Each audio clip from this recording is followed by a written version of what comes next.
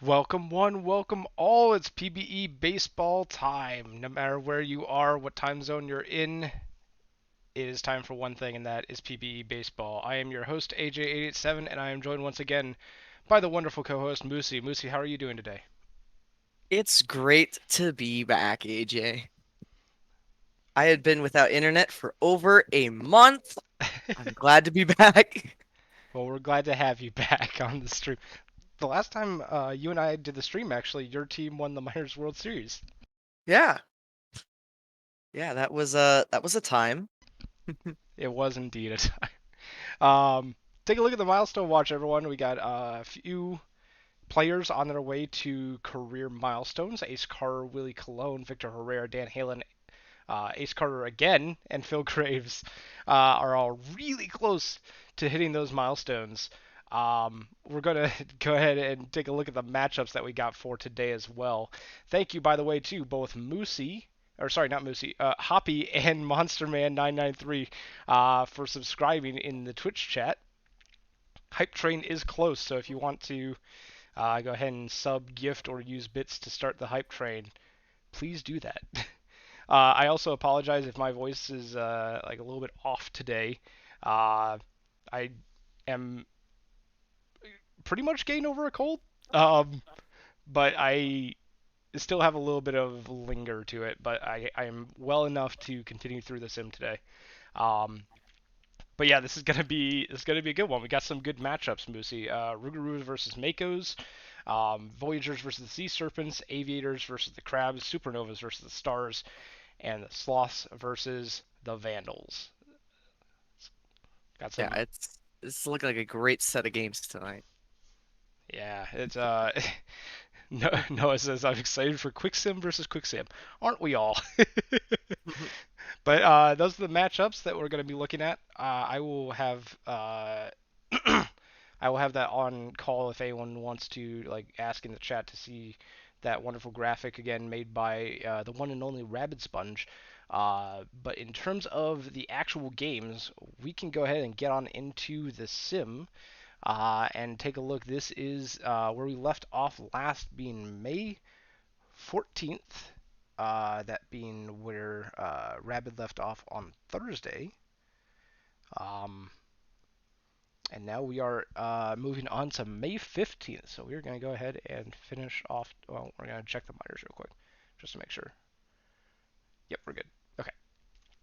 Moving ahead to May 15th, we have our first simmed game of the stream, that being the New Orleans Rougarou versus the Maui Makos. This is a primetime game, and we do have some stats for you as we take a look at these head-to-heads. Um, make sure to save. Very true. We do need. Here, let me go ahead and save real quick. But I mean, nothing happened except advancing the day, so I think we're fine. But looking at the head-to-heads, we do have some stats. Let me go ahead and pull up the info from the stat team on this one. Um,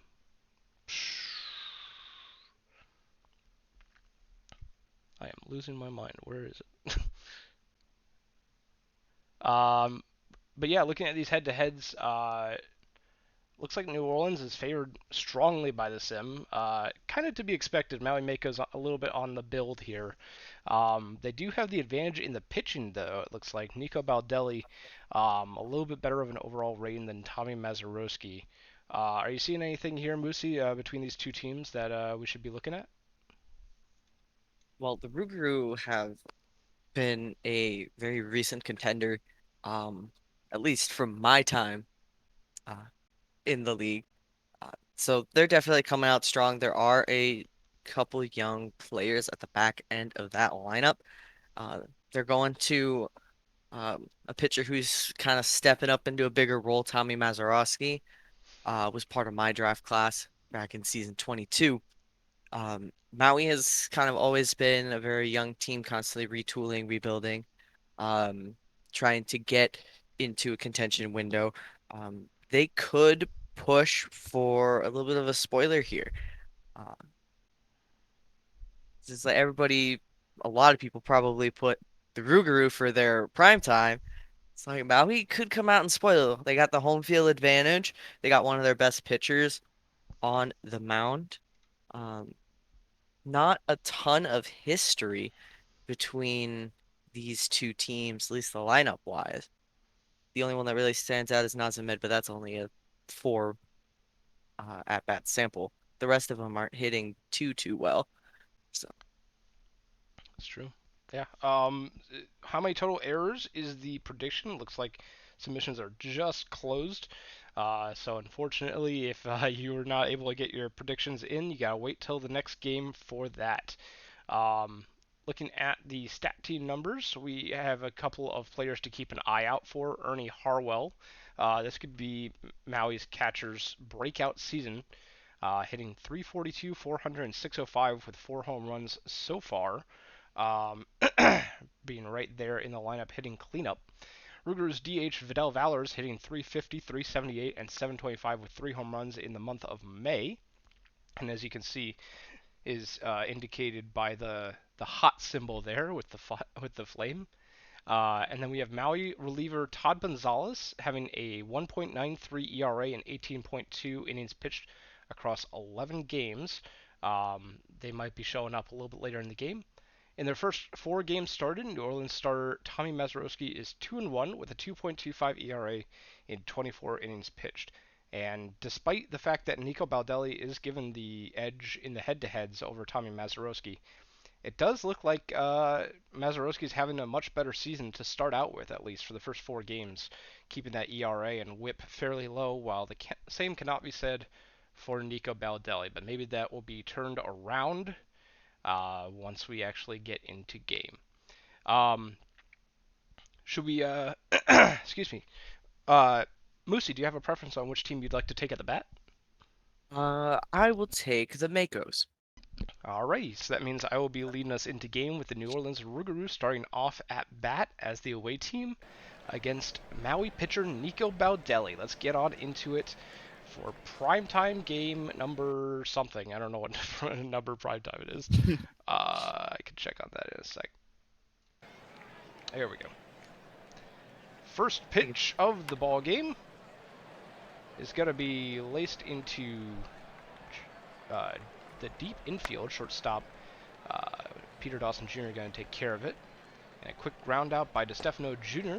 will make it 2 away with no one on. But Naz Hamed will draw a walk to give New Orleans a base runner here in the top of the first. Long fly ball into right field, but doesn't have the gas to get out of here. Vidal Valder will fly out to the right fielder Philip Stein.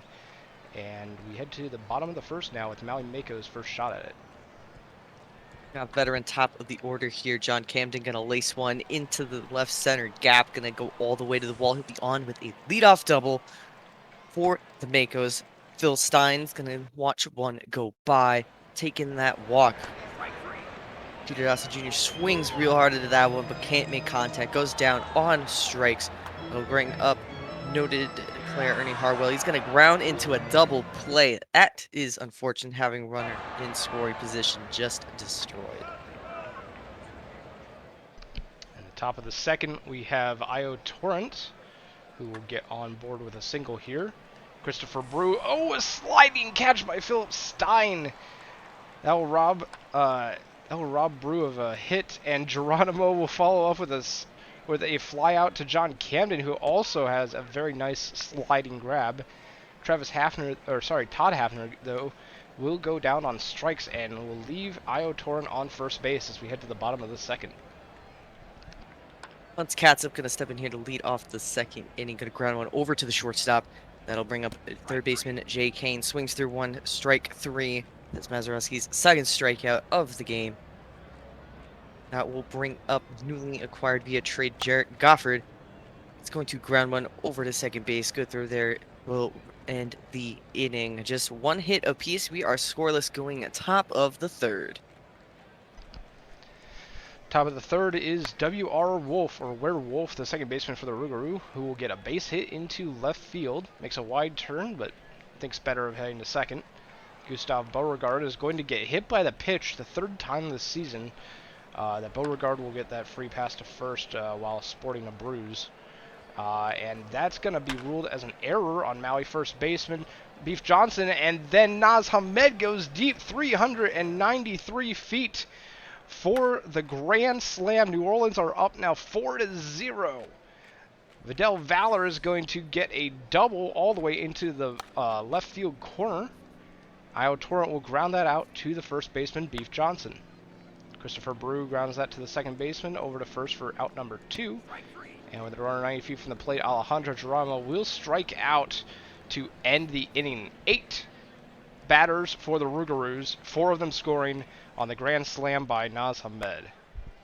Atlas Gray stepping in here, gonna drop one into center field. That's a lead-off single for the Makos on the second hit of the game. Beef Johnson's gonna ground one over to third, to second, to first. That will be a double play. John Camden's gonna fly one left center. Center fielder's gonna call off the left fielder and grab that one for the third out. They're in a hole deep now. They still have time to get out of it. It's going to be Todd Hafner grounding out to first baseman. Grounding out for the first out of the inning, excuse me. And Werewolf will follow suit with a ground out of their own. Gustav Beauregard pop flies that out into shallow left field. Shortstop Dawson Jr. ran all the way out into left to grab it. And we head to the bottom of the fourth, still 4-0 New Orleans. Bill Stein's going to step in to lead things off. He's going to drive one over into the left field corner. Gets all the way to the wall. He will be on with a lead-off double. I'll bring up Peter Dawson Jr. He's going to drop one into center field. Oh, they're not going to wave Stein around. Play and then safe here. A walk to Harwell will load the bases with nobody out, and that will bring up Hunt's Katza. It'll fly one over into left field. Is there going to be a tag opportunity here? They are going to send Stein, and he will be safe at the plate. Sacrifice fly by Katsup into left field will score the first run of the game for the Makos. Bring up Jay Kane. Flies one over into right field. Dawson Jr. will tag up from second to third. That'll bring up Goffert. Goffert's going to pop one over into foul territory. First baseman runs over to the dugout, grabs it in front of the Makos bench, takes it back, heads on back as the inning is over. And it's going to be DeStefano Jr. leading it off for the New Orleans Rougarous here in the top of the fifth with a fly out to Philip Stein. Naz Hamed, who had a grand slam earlier in the game, will ground out this time for out number 2. Vidal Valor is going to get that one past third baseman Jay Kane all the way into the left field corner. He's heading for third. He's thinking for a triple. And the throw is late. Vidal Valor with a triple, putting them 90 feet from the plate for Io Torrent, who grounds it to the third baseman. And Jay Kane's just going to hold on to that one, not able to make the play on Io Torrent. And that will score another run. Christopher Brew will ground into a fielder's choice, though, and that's going to end the inning. But not before New Orleans strikes back for one more run here, answering Maui's one in the bottom of the fourth. 5-1 New Orleans. Designator Atlas Gray's going to smoke one to the third baseman. Gets a good throw off there. Beef Johnson's going to ground one into right field. That's going to go all the way to the wall. He's going to second. He's thinking third. Hit the cutoff man, and he's out at third base. Some great relay work there by the outfield. John Cam is going to fly out to center. Man, you cannot make an out at third base. It's going to be Alejandro Geronimo flying out to center fielder John Camden for out number 1 here in the top of the 6th. Todd Hafner will get a base hit into right, their first of the ball game. Werewolf launches that one into straightaway center, and that's going to get past Camden for a double all the way to the wall. Second and third now for Gustav Beauregard, who lines that right to the left fielder. Throw home is going to be just a little bit late as Hafner advances home and Wolf advances to third. We have a 6-1 ball game now, New Orleans having that lead. Paulo DeStefano Jr. high pop fly, and the pitcher, Dirty Dog, is going to take care of it. 6-1 Rougarous as we head to the bottom of the 6th. Mazurowski still working in this one. Phil Stein's going to grind one over into the right field corner. He'll be on with a lead-off double. So many lead-off doubles for the Makos. Peter Dawson Jr. is going to strike out swinging. That'll bring up Ernie Harwell. Harwell's going to ground one over to first base. He'll take it himself for the second out. Hunt's Katsup maybe thought that one was a little bit inside, but he is called out on strikes for the third out. Here going at top 7, 6-1 Rougarous. It's going to be Naz Hamed with a single into center field. Vidal Valor launches that one into right field, and we have another home run. That is going to be the second home run of the ball game for the New Orleans Rougarou, as Christopher Brew on his way to second with a double. Alejandro Geronimo is going to go down on strikes, and Todd Hafner will draw a walk. First and second for Werewolf. Base hit into center field. And now we have the bases loaded for Gustav Beauregard. Grounder to first. And that's going to be an unassisted ground out for Gustav Beauregard. And we head to the bottom of the seventh, 8-1 now. Derek Jeter, the new pitcher for the Rougarou, facing the bottom half of the lineup. Jay Kane's going to strike out swinging. That will bring up left fielder Jarrett Goffard. Goffard is going to launch one in left field, but a great catch at the wall. Wow, what a defensive play out there. Atlas Gray is going to ground one to second base for the third out. And if my memory serves me, Vidal Valor is a single away from the cycle. Ooh, that could be interesting with Vidal Valor due up third in this inning. Paulo DeStefano Jr. fly out into right field. Naz Hamed launches that one into straightaway center. A sliding catch by John Camden will make it the second out. Bases empty for Vidal Valor. High pop fly into center field all the way back to the warning track. Goes Camden to make the grab. So no cycle for Valor here as we head to the bottom of the eighth. Jeter will get a second inning of work here facing Beef Johnson, 9-hole hitter. Going to ground out to the shortstop. John Camden called out on strikes for the second out of the inning. That will bring up Philip Stein. Stein will take a walk. Runner on first, 2 outs for Peter Dawson Jr. Dawson Jr. is going to line one over the shortstop's head for a single, just going station to station there. A walk to Harwell will load the bases with 2 away. That brings up Hunt's Catsup. And Catsup is called out on strikes. Had a chance to maybe bring in a run. Couldn't pull the trigger. We go top 9. Io Torrent going to lead off the top of the ninth for the Rougarou with the pop fly. It looked like the shortstop actually caught it farther to the third base line than the third baseman. Christopher Brew goes down and strikes for out number 2, and Alejandro Geronimo will draw a walk. It's going to be Todd Hafner against Cooper Casey. Their stolen base attempt. Geronimo beats out the throw with their 4th stolen base of the season. But Todd Hafner is going to go down on strikes looking at the curveball. And that's going to do it for the top of the ninth here. Maui got quite a hill to climb here in the bottom of the ninth. Jeter is going for that classic 3-inning save. Gets Jay Kane to pop out in foul territory. That brings up Jarrett Goffard. He's going to drop one into right field for a single. Jeremiah Junkball coming in to relief. Gonna get a double play, a 6-4-3 to end the game. Rougarou will take this one 8-1.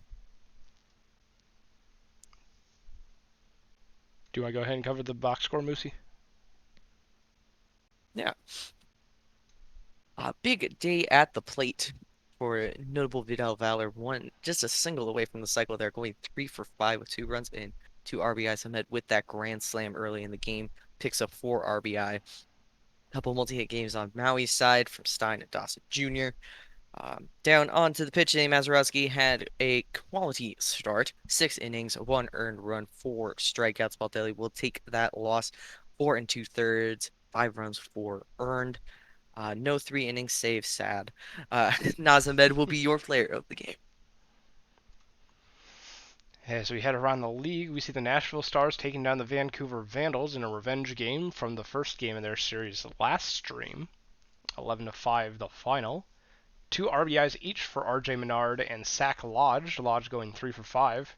And a lot of multi-hit games for the Vandals. Actually, good batting for Vancouver, but Nashville just had way better batting. Almost everyone having a multi-hit game except for Crunk and Faraday at the bottom of the order. Munson having 3 RBIs, Zach Johnson with 4 on a 3 for 5 ball game.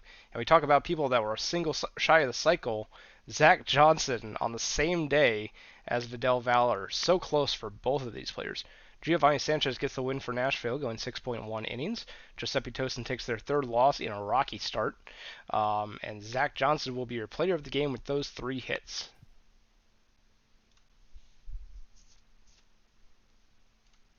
A little of a stagnant game here, and then it just fell apart. Uh, Sloss will win against the Toros 15-2 with an 8-run bottom of the fourth. Wow. Cancun batting only 5 hits mustered, 2 on the side of Ernie Witt, 2 RBIs coming off the bat of Andrew Myth. Kuna Matata going 3 for 5, 3 RBIs. Chrissy Abbott also picking up 5 RBIs on getting a third of the runs in for San Antonio. On the pitching side, Brusar Lemonade got roughed up here, taking their second loss of the season. 3 innings, 7 earned. Taylor Johnson picking up their 5th win of the season, going undefeated so far. 7 innings, 2 earned, 7 strikeouts. Christy Abbott will be your player of the game. And then we have the Death Valley Scorpions taking down the Buffalo Surge here, 7-5. Both teams with 9 hits. 3 RBIs for Geronimo Shiremay on the side of the Surge. Everyone on the Surge got exactly 1 hit. Same cannot be said for Death Valley, who have 2 hits from Tex Walker and Elliot Alderson at the top of their order, with 2 RBIs from Alderson and 3 runs scored from Walker. Mike Boss Jr. also with a 3-run homer in the 6th inning. Vizeros Falcon will take the loss and blow the save for Buffalo, while Stephanie Morgan will get the win for Death Valley, improving 2-1 in 8 innings. Troy Preston with a perfect 9th for the save, and Mike Boss Jr. will be your player of the game with that 3-run homer launched. The Crabs will take. Sorry, the graph is very lying. The graphs are wrong. What? Okay. Yeah, what? It says What? Cancun in New York. Oh no. What? Okay. Just ignore the graphs, please. Seattle will win 1-0 over the Crabs. That 1 run coming in the 8th inning. I don't know by who necessarily. Looks like off the bat of James Barker getting that 1 run. Probably a single there. If I had to guess. Only a very low hitting game. Only 12 hits between both sides. Only 1 walk given up in the game. Homie will take a no decision. DeMarco will take the win, their 2nd of the season. McThornbody will collect their 3rd save. Urquidez Garcia takes their 3rd loss of the season, despite having a fantastic outing. And Straight Gas Homie, the starter for Seattle, will be your player of the game. Cancun didn't even play New York. I thought maybe like it was. What? Yes, Hummus. It was under. There was only 1 error in that game. I'm very confused about that. Oh, TP, are you okay? They're all that. They all say that. Well, no, this is the same one. I just went back in. Yeah, this is But because the other one was messed up on Cancun. was it? Which one? And Cancun Slots, because I'm like it looked very no back and forth. What? Because I'm like I was looking at the graph and then I looked at the score and I'm like, Vancouver. wait, that doesn't make sense. What the heck is going on? I don't know what's going on. Enoch, if you're in the chat, help me. Nope. Save. Save. We're gonna save. A huge issue in OOTP 19. So apparently this is a known bug. I'm hoping it goes away after today. But anyway, supernovas. Oh, okay. Thanks, Mike. When Rabbit resend, okay. it did seem messed up. Gotcha. Supernovas take down the Aviators here in the little bit of an upset. 3-2 is the final, with Sarasota taking down Outer Banks. Aviators not having a lot of hitting here, with an RBI each from Willie Colon and Klausberg and Cannon. And multi-hit games from Dub City and Litterus, but not too much else. Sarasota gets a 2 for 4 day from J.R. Cook with 2 RBIs and 2 runs scored. And the rest of the lineup pretty quiet, actually. Only 3 hits scattered among the remaining 8 hitters. Beal the Hill with the win for Sarasota, Warner with the hold and Dart with the save, Race Funk with the loss for Outer Banks, J.R. Cook, the player of the game.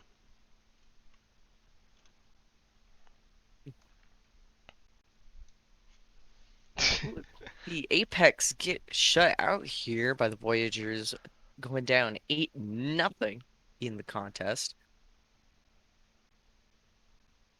Getting 6 hits all by the top half of their lineup, 2 coming off the bat of Ben Dover. On New York side, a 3 for 4 day with 3 runs and 6 RBIs by Jackie Daytona. What a Wow. game there. Looks like All 3 home 3 home runs. runs, Wow. a Including a grand grand slam, slam. and 2 solo shots. Wow, that's crazy. What a day. Just a regular human baseball player. Bolanos will take the loss second of the season at 2 2/3, 6 earned. All pitchers on the side of Indy went 2 2/3. That's kind of fun. Sivart will take the win, their second of the season, 8 innings, 0 earned, and Jackie Daytona with those 3 home runs will take home player of the game. And Jackie Daytona ties the New York Voyagers regular season game record for home runs with 3. Tied regular season record. Well done. Uh, Boise Raptors take down the Detroit Demons here 7-3. 3 for 3 ball game with 3 runs scored for Bridget Westfall, the center fielder from Boise. Couple of RBIs as well from Pluto and Justice. Detroit gets 3 RBIs total, 1 each from Dimes, B, and Blamo, and only 4 hits on the day, so quiet Detroit bats. Thomas Palmer gets the loss, while Jackson Waller will get the win for Boise, Tom Riddle the save, and Bridget Westfall will be your player of the game.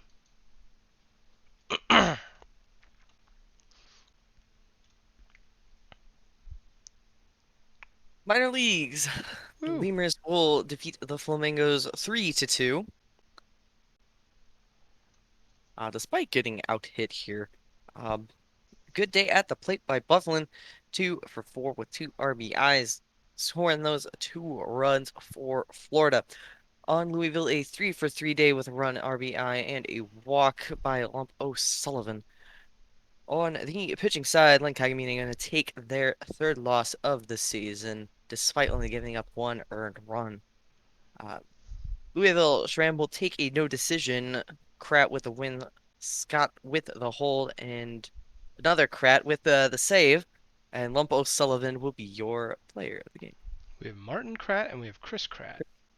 Yep. Wheelers take down the Swift Steeds here, 6-5. Swifties made a stab at it in the top of the ninth, but the Wheelers walk it off in the bottom of the ninth. Let's see, 3 for 4 ball game from Bobby Roode, the catcher, as well as Tedford Whiffington, the left fielder. On the State College side, 3 RBI all game for You Belong With Me, the center fielder, going 2 for 4 on the day with Noah Johns going 2 for 5 near the top of the order for State College. Twain T2 will take their 3rd loss of the season, while Musher gets the blown save. Balto with their 2nd win of the season. And Jormungandr Ragnarok will get the player of the game with the no decision 8 innings, 2 runs given up start for Anchorage.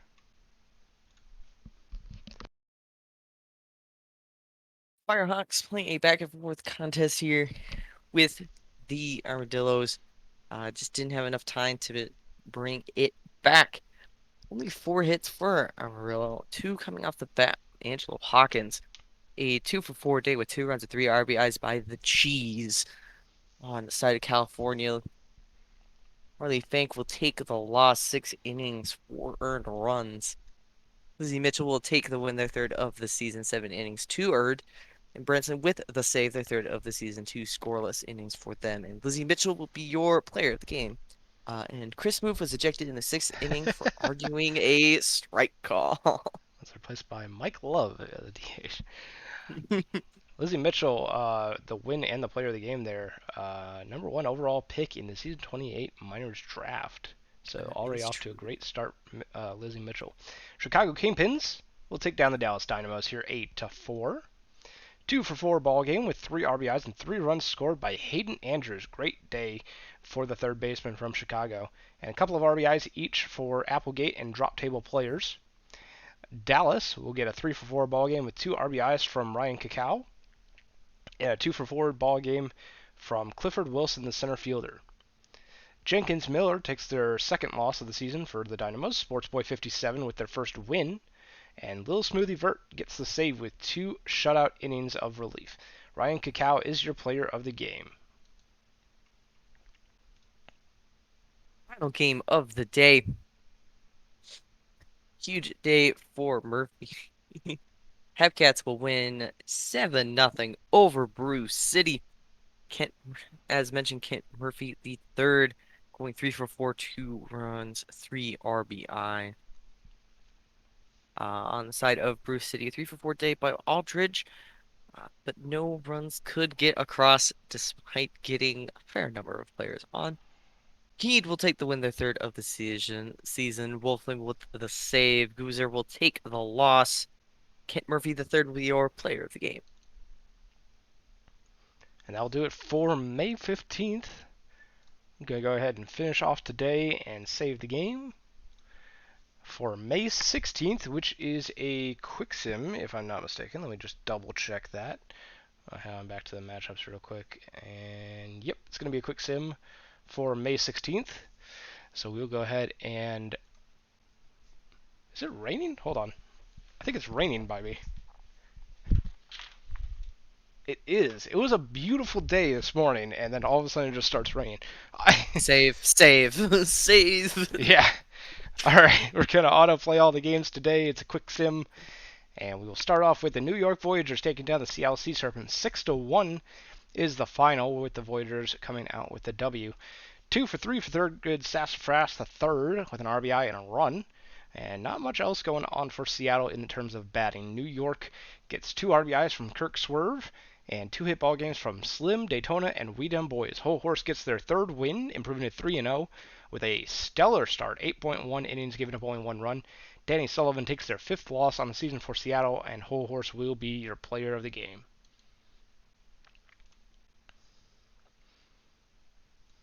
Raptors and the Supernovas Raptors are going to win 7-2. Hitting was very close in this one. Johnny Pluto going 4-for-5, 2 runs, 3 RBI. What a day.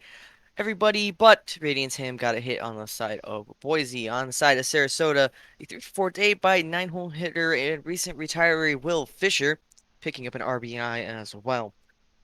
On to the pitching. Andrew Lucas will take their 4th win of the season, 6 2/3, 1 earned, 9 strikeouts. Keith Carsey will take the loss, their 5th of the season, having a rough one so far, 6 2/3, 5 earned. Johnny Pluto, be your player of the game. Indianapolis Apex take down the Vandals here, 3-1. Apex improving to 15-6 on the season. Vandals falling to 7-14.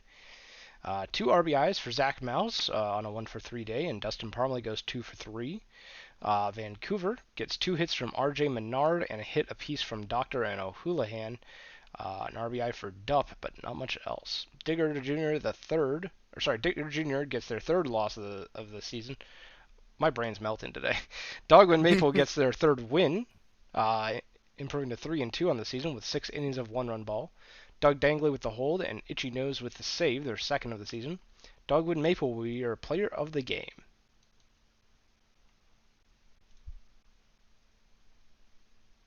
Demon Sloths. The Demons will win in extra innings, scoring 2 in the bottom of the 11th to win 3-1.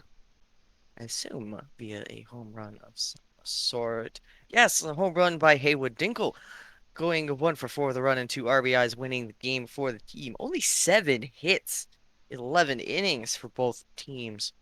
1 RBI coming off the bat of Chris Jimenez for the Sloths.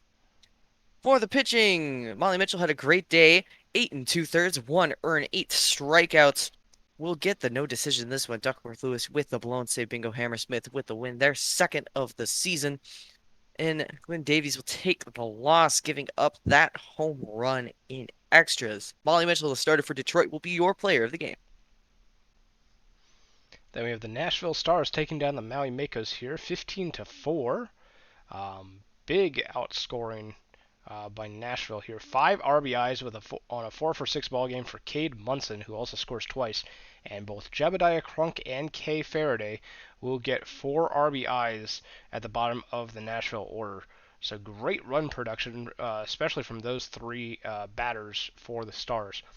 Maui gets 2 hits from Philip Steinen and 2 hits from Alice Gray, both with an RBI. Ernie Harwell goes 2 for 3 as well. Lucky Ocharo gets the win for Nashville, while Michael Knightrider takes their 4th loss. Jebediah Crunk will be your player of the game.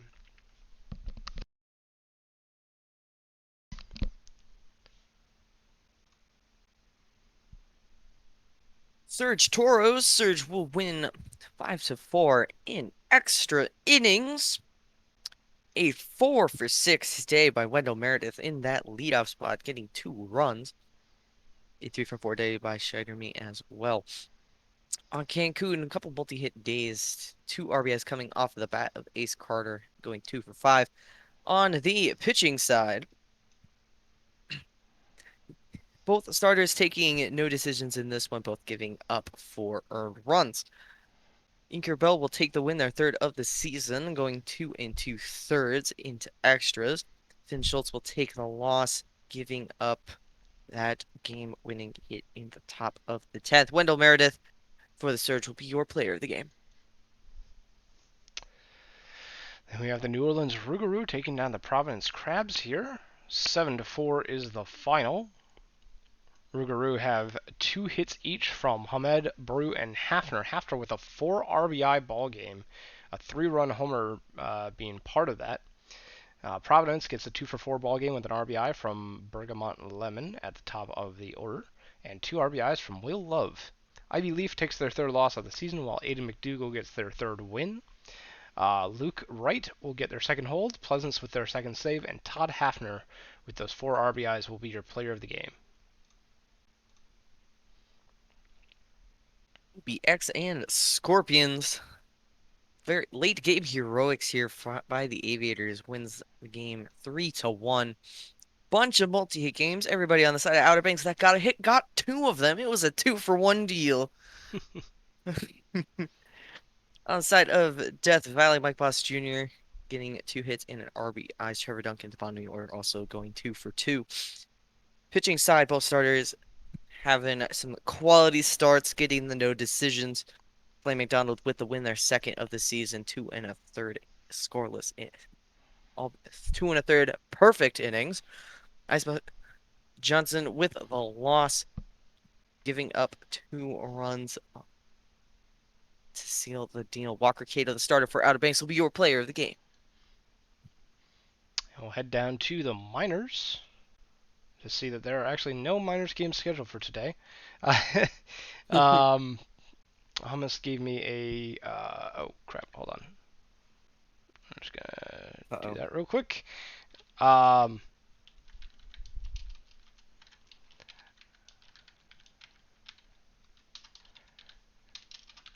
right. Hummus gave me a setting change that might need to be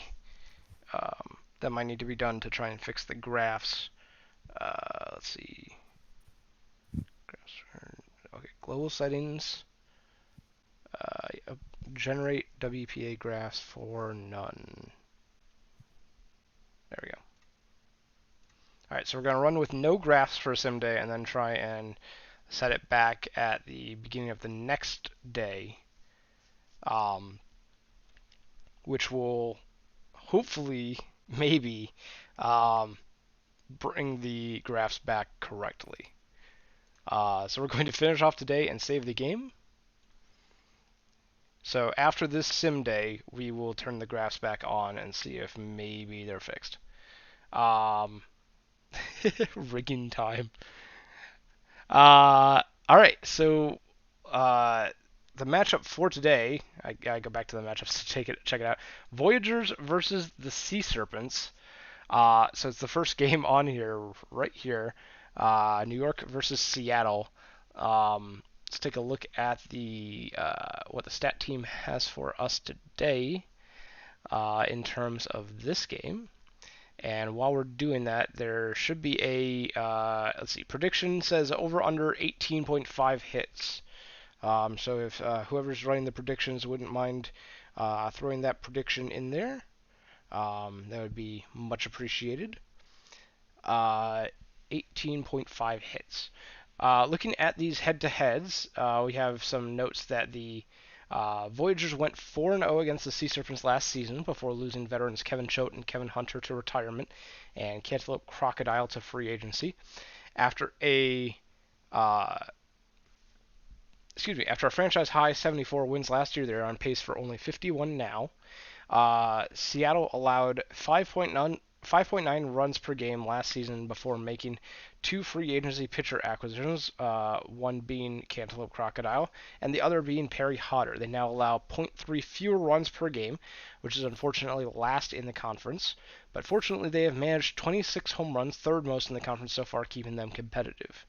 A couple of player notes is that Tom Shue, hitting cleanup for the Voyagers here. Their first baseman leads the Voyagers in slugging, OPS, and ridiculous bets.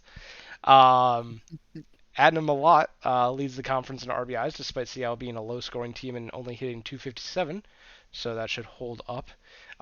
New York Voyagers starter Pork Torkelton is allowing a .303 batting average against all left-handed hitters this year, which is troubling for Seattle, as all of Seattle will be batting left against him. Um, they have two switch hitters, but being a righty pitcher, imagine that they would be hitting lefty against it. Um, this is both Cantaloupe Crocodile's first season as a starter and first game against his former team. Keys to victory: Voyagers need to burn through pitches and pitchers with frequent hits, taking advantage of a tired and struggling Seattle bullpen as they currently average 9.5 hits per game. That should be doable. Seattle will likely have the same plan as the Voyagers have also allowed 9.5 hits per game, and Torkelson struggles versus lefties. One early hit parade can put them in the driver's seat. All right, so looking at these head-to-heads as the prediction closes up, um, looks like New York does have the advantage for everyone except for the number 9 spot, where Christoph Kripakosov has the advantage over Bark Bark Woof Ruff. But are there any other players here other than the ones that the stat team noted that are standing out for you, Moosey? Oh, Seattle actually is the current home for the two most recent Rookie of the Year winners, Davis Campbell and James Barker. Those are two very good bats for them. They've shown time and time again that they can produce, though they're having a little bit of a down start to the season. At least Davis Campbell is. Um, but Torkelton has gone through a lot of teams. Back when he was with Sarasota, he wasn't exactly the most consistent pitcher. Um, but Cantaloupe Crocodile is young, going up against a very loaded Voyagers lineup and facing his former team. Who will get the better part of the revenge? Will it be the batters or the pitcher in this one? So there isn't a lot of history between any of these because a lot of Seattle is young and Mhm. brand new faces, as you can tell, because two players are in their minor league uniform, Yeah. having been fresh call-ups. And of course, Cantaloupe Crocodile, the only people on New York who have history with him are free agent pickups and those who he had faced in the minors. So there's not a lot of history there. Uh, they'll get some good looks early. Probably the second, third time through the order is when they're gonna really start hitting these pitchers. So it's just kind of managing that and seeing how far they can get in the lineup. A lot of 0 for 0s against these two pitchers, so we're going to start filling out some of these head-to-heads between the hitters and the pitchers. Do you have a preference on which team you'd like to take at bat, Moosey? I will take the Voyagers this time. I'll take the road team. All right, prediction has closed. It looks like most points are headed for the under, even though it's a split of 3 voters for both sides. 18.5 hits is the mark that we're looking at. And Moosey is going to take us on into game with the Voyagers getting their first look against their former teammate Cantaloupe Crocodile. And a little Crocodile on the mound here facing Benny Rodriguez. Going to get a strikeout to start the game.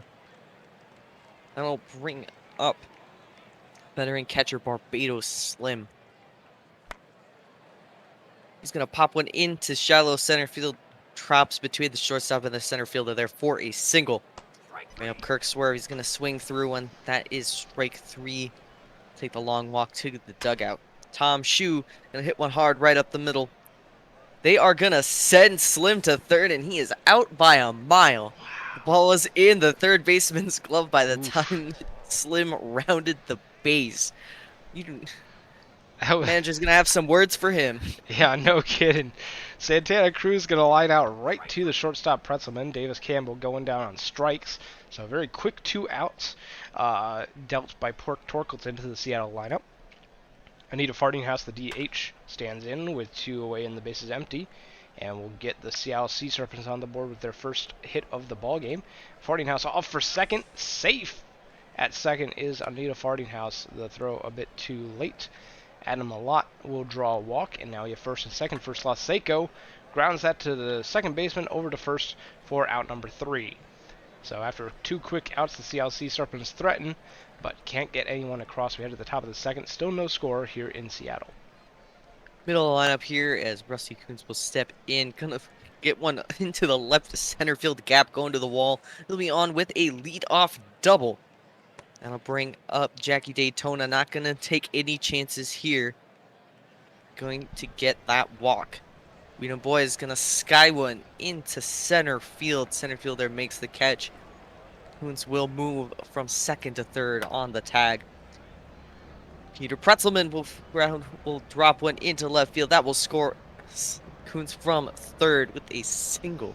First run of the game belongs to the Voyagers. Brings up Bark Bark Woof Ruff. Flies one over into right field. No tag up there. Don't want to test another arm. Benny Rodriguez going to fly one into left center. Center fielder out there going to make the catch. A little bit of a rough inning for Cantaloupe Crocodile. Pitch count has gone up. Gave up that 1 run. Things not happening as a sports fan after both after chat discussing no hitters for either of these pitchers. Strikeout by Thurgood Sassafras starts off the bottom of the second, and Barker will fly out to the left. Scruff McGruff, though, will draw a walk on a full count. Now you have a runner on first for Krapokrasov, who also is going to draw a walk. So now you have runners on first and second with 2 outs. Familiar looking situation. Same thing happened in the first, but Santana Cruz will strike out to leave both runners on board, and we head to the the top of the third. New York still leading 1-0. Beto Slim gonna step in, gonna ground one over to second base before the first out. I'll bring up Kirk Swerve.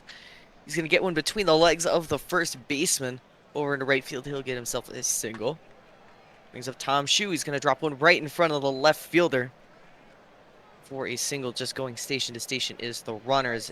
A steal by Swerve. He will take third base. They'll bring up Coons. Coons going to ground second to short. Over to first for the double play. Good base running there, but unfortunately Shue is slow and could perform the double steal to get out of the double play situation. And good defense by the Sea Serpents to kind of limit the threat there as Davis Campbell goes down on strikes for out number 1 here in the bottom of the third. Fartinghouse already 1 for 1. But we'll draw a 4-pitch walk this time against Torkelton. Adam Malott grounds out to second, over to second, and that is going to roll into the outfield. That's going to be ruled as an error. And with first and second, Jose Slaseco will get an extra base hit, a run-scoring double to tie this ball game up at 1. Thurgood Sassafras with runners on second and third. He's going to watch as the ball gets by Slim, and with a wild pitch, now the Seattle Sea Serpents have taken the lead. Thurgood Sassafras will go down on strikes for out number 2, but with a runner 90 feet from the plate, here's James Barker, the left fielder. No, he's going to strike out as well. So the Seattle Sea Serpents do get 2 and take the lead here, but they might have been able to have maybe one more. 2-1 is the score as we head to the top of the fourth for New York. Jackie Daytona facing Cantaloupe Crocodile grounds out to the shortstop for the first out. That'll bring up Weedon Boys. Weedon Boys going to fly one into center field. Center fielder takes a few steps in, will make that catch. Peter Pretzelman grounds one over to the shortstop. Laser throw. A 1-2-3 inning for Cantaloupe Crocodile and the Sea Serpents as they have the lead going into the bottom of the fourth. It's going to be Scruff McGruff due up first with a single down the third base line past a sliding Bark Bark Woof Ruff, and he'll advance to second. Krzysztof Kropotkrasov, high fly ball into right, but it doesn't quite make the warning track. It will go as a fly out, but it will advance the runner to third. And it's going to be Santana Cruz who flies out into left, but that's going to be a sac fly as McGruff comes home to score. It is 3-1 now. Seattle Sea Serpents extend their lead. Davis Campbell launches that one into left field all the way back to the warning track. Goes the left fielder Rodriguez, who makes the grab for out number 3. We head to the top of the fifth after Seattle adds an insurance run to the board. New York needs to start getting some runs back on here. They got a 9-hole hitter, Bark Bark Wolf Ruff stepping up. He will swing through on for strike 3. That is the third strikeout of the day for Cantaloupe Crocodile. Lineup turns over. Benny Rodriguez flies one over into right field. End of the bat. Gets into the right fielder's glove for the second out. High pop-up by Barbados Slim. Probably went higher than it went far. Right into the shortstop's glove for the third out. Another 1-2-3 inning for Crocodile. We go top. Or we go pop 5. Anita Fartinghouse grounds that one onto the second baseman. Adam Malott checks his swing, but went too far. He ruled as a strikeout. Jose Slaseco, the third baseman, up now with 2 away, and the base path's empty. That's going to get past the first baseman all the way into the right field corner. That's going to be a double for Slaseco. Getting in there with a stand-up double. Thurgood Sassafras launches that. What the heck happened? That was What? Was that a ground rule double? I'm guessing. What? That's a ground rule double. It bounced into the stands. What was that? And scores a right there? ground rule double, but a very strange animation. Somebody clip that, please. We head to the top of the 6th, 4-1. Kirk Swerve stepping in. Crocodile going into their 6th inning of work. Gonna fly out to the center fielder. Tom Shue gonna drop one in front of the left fielder, but Shue is slow. Can't stretch that one into a double. I'll bring up Kuntz. Kuntz gonna hit one hard to second, to short, to first for the double play. Shue, you gotta get those legs moving, man. Oh, he's been part of 2 double plays. And Scruff McGruff is going to be the first out of the inning recorded.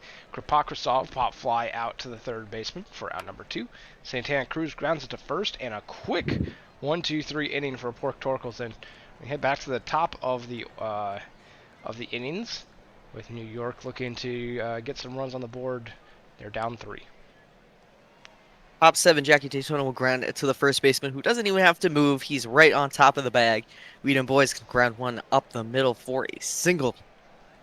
Jackson DeMarco is in as the new pitcher. Stolen base attempt by them boys. He will be thrown out. Maybe it looked like a little bit of interference there. Second baseman might have blocked the bag. Ground out to the pitcher by Pretzelman. Will get the third out of the inning, and it is stretch time. And heading to the bottom of the 7th, it's Cletus McFlorida Man entering the game for the New York Voyagers. And Davis Campbell will fly out to center for Cletus' first batter faced. Anita Fartinghouse round first and headed to second on what should have been a single. Got some wheels on Fartinghouse, and Malott is going to follow up with a double of their own. Now we have a 5-1 ball game as Malott knocks in the 5th run. Long deep drive for Jose Slaseco. We have a home run. And then Thurgood Sassafras will strike out, but 7-1 is the score now for Seattle. James Barker goes down, and we have the inning over. 3 runs on 3 hits for Seattle as we head to the top of the 8th. 7-1. Sloth may have just admitted to PED use in the chat. Bark Wolf facing Jackson DeMarco. He will strike out swinging. That'll bring up Benny Rodriguez. Fly one center field. Santana Cruz making a sliding catch out there. He'll bring up Barbados Slim. Swings through one. Strike three. That will retire the side. We go bottom eight. Let's see if Seattle can tack on a few more. Get these people some money. Bottom of the eighth, Scruff McGruff, fly out to right. Christoph Krapokrasov. Also fly out to right, a diving catch by Jackie Daytona. Santana Cruz will get that into right field for a base hit. And now you have Davis Campbell, who launches that one all the way back to the warning track as Daytona, and he'll make the grab. And it is 7-1 Sea Serpents over the Voyagers. As we head to the top of the ninth, Voyagers need 6 runs to tie it here.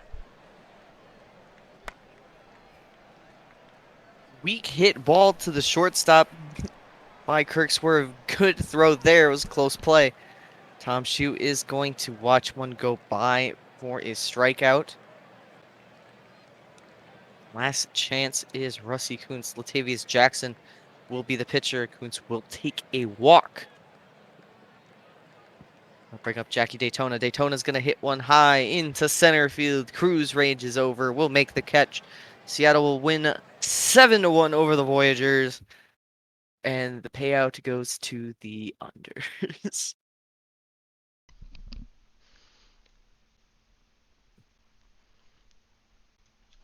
Moosey, can you take the box score real quick? I'm just applying a band-aid real quick. Uh-oh. That's no good. Some big days by Tom Shue, the only one really to get anything going for New York, going 3 for 4 on the side of Seattle. Slasico, who allegedly is doing PEDs, going 3 for 4 with 2 runs and 3 RBIs on that one, 2 doubles and a home run. On the pitching, Torkelton will take the loss, the third of the season, 6 innings, 4 runs, 3 earned. Kennel Crocodile will take their second win, 6 and a third, 1 run given up to Marco with the hold. And Jose Slaseco will be your player of the game. And heading around the league, we have the Indianapolis Apex taking down the Vancouver Vandals here, 7-3. Both teams with 10 hits. Apex improving to 16-6 on the season. 2 hits each for Slice, Mouse, and Tsunami. Slice with 2 ribbies. Jody Quinn goes 1 for 4 with 3 RBIs knocked in, though, being a 3-run homer in the first inning. Vancouver gets a 3 for 4 day from Jay Doctor, who scores twice and knocks in 1. Dan King goes 2 for 4 with an RBI. Takahashi takes the loss. Rocky start for the Vancouver starting pitcher. And Michael Dion will get the win for Indianapolis, improving to 5-0 on the quality start. And Dion will get the Player of the Game award as well. Yvonne had quite the day, propelling his team to a 5-0 victory over the Sloth. 2 hits given up, only 3 base runners overall. Multi-hit days for Detroit by Victor Herrera and Carlos Crashwagon. Crashwagon taking home 2 runs and 2 RBIs of his own. On the pitching side, Windsor will take the loss, their second of the season. 6 2/3, 4 earned. Ricky Vaughn will take the win, their fourth of the season. 8 2/3, no earned runs, 10 strikeouts. Ricky Vaughn, the starter for Detroit, will be your player of the game. Then we have the Maui Makos taking down the Nashville Stars here, 7-4.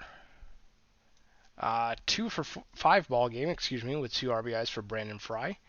2 hit ball game for Booswell as well. 3 for 4 ball game for Kay Faraday with a run scored for the Stars. 3 for 5 day from Maui Mako's John Camden with 2 RBIs and 2 runs. And Ernie Harwell goes 2 for 5, knocking in 4. And it looks like he had 2 doubles. Okay, I didn't see his name over there. I thought they were two singles. Kyle Salchicha gets the win for Maui, their first of the season. Gonzalez and Stormbus with holds, so Omega with their 4th save. Karamochi takes their 3rd loss for Nashville, and John Camden will be your player of the game.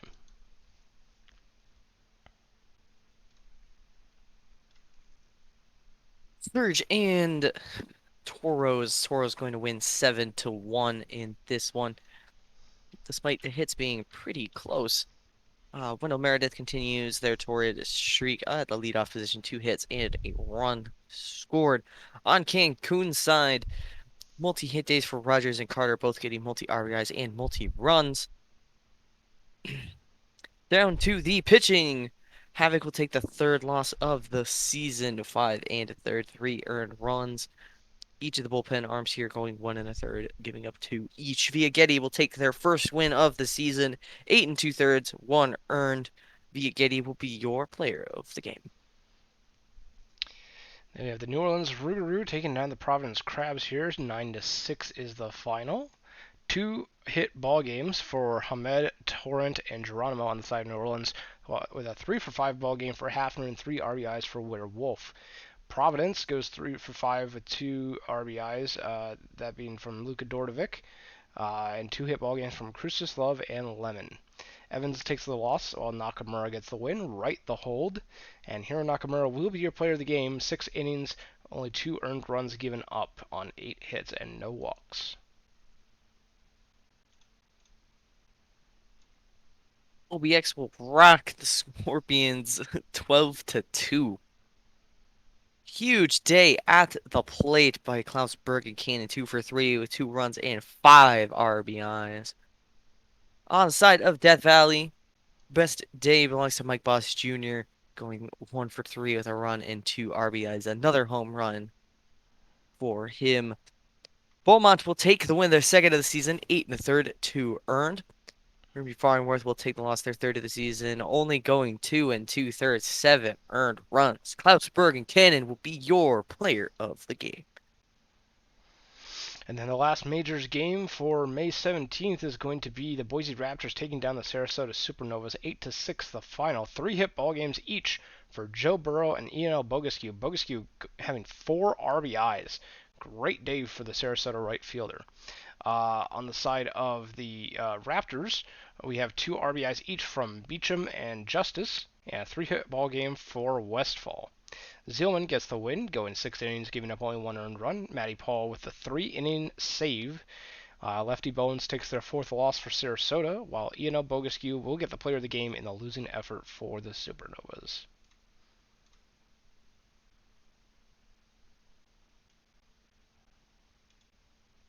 Go down to the minor leagues.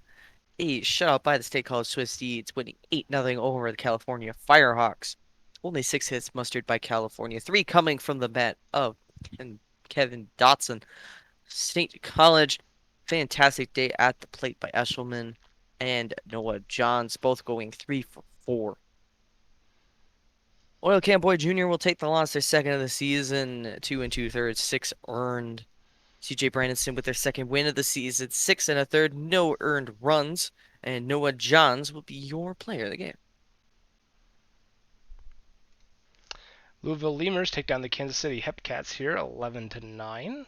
3 RBIs each for Berserker and Dustin Johnson, and 2 RBIs for Kent Murphy, the third. All three, the first 3 batters in the Kansas City order. Louisville Lemurs get production for the top of their lineup as well, with Jet Jaguar knocking in 4 on a 1 for 5 ball game, and Barry Bonds going 4 for 5 with 2 RBIs. McFraud also goes 3 for 3 with 3 runs scored. Scott will get their fourth win for Louisville. 2 innings of shutout ball in relief. King Julian gets the third save. And Big Sexy will take the loss for Kansas City while Barney Turbo blows the save. John Davidson, though, is your player of the game. I don't think I mentioned Davidson, were they? 2 for 4 with 4 RBIs and 2 runs, as well as a walk. They had a grand slam in the fourth inning off of Patey. Patey? Johnny Patey? Patey. Okay.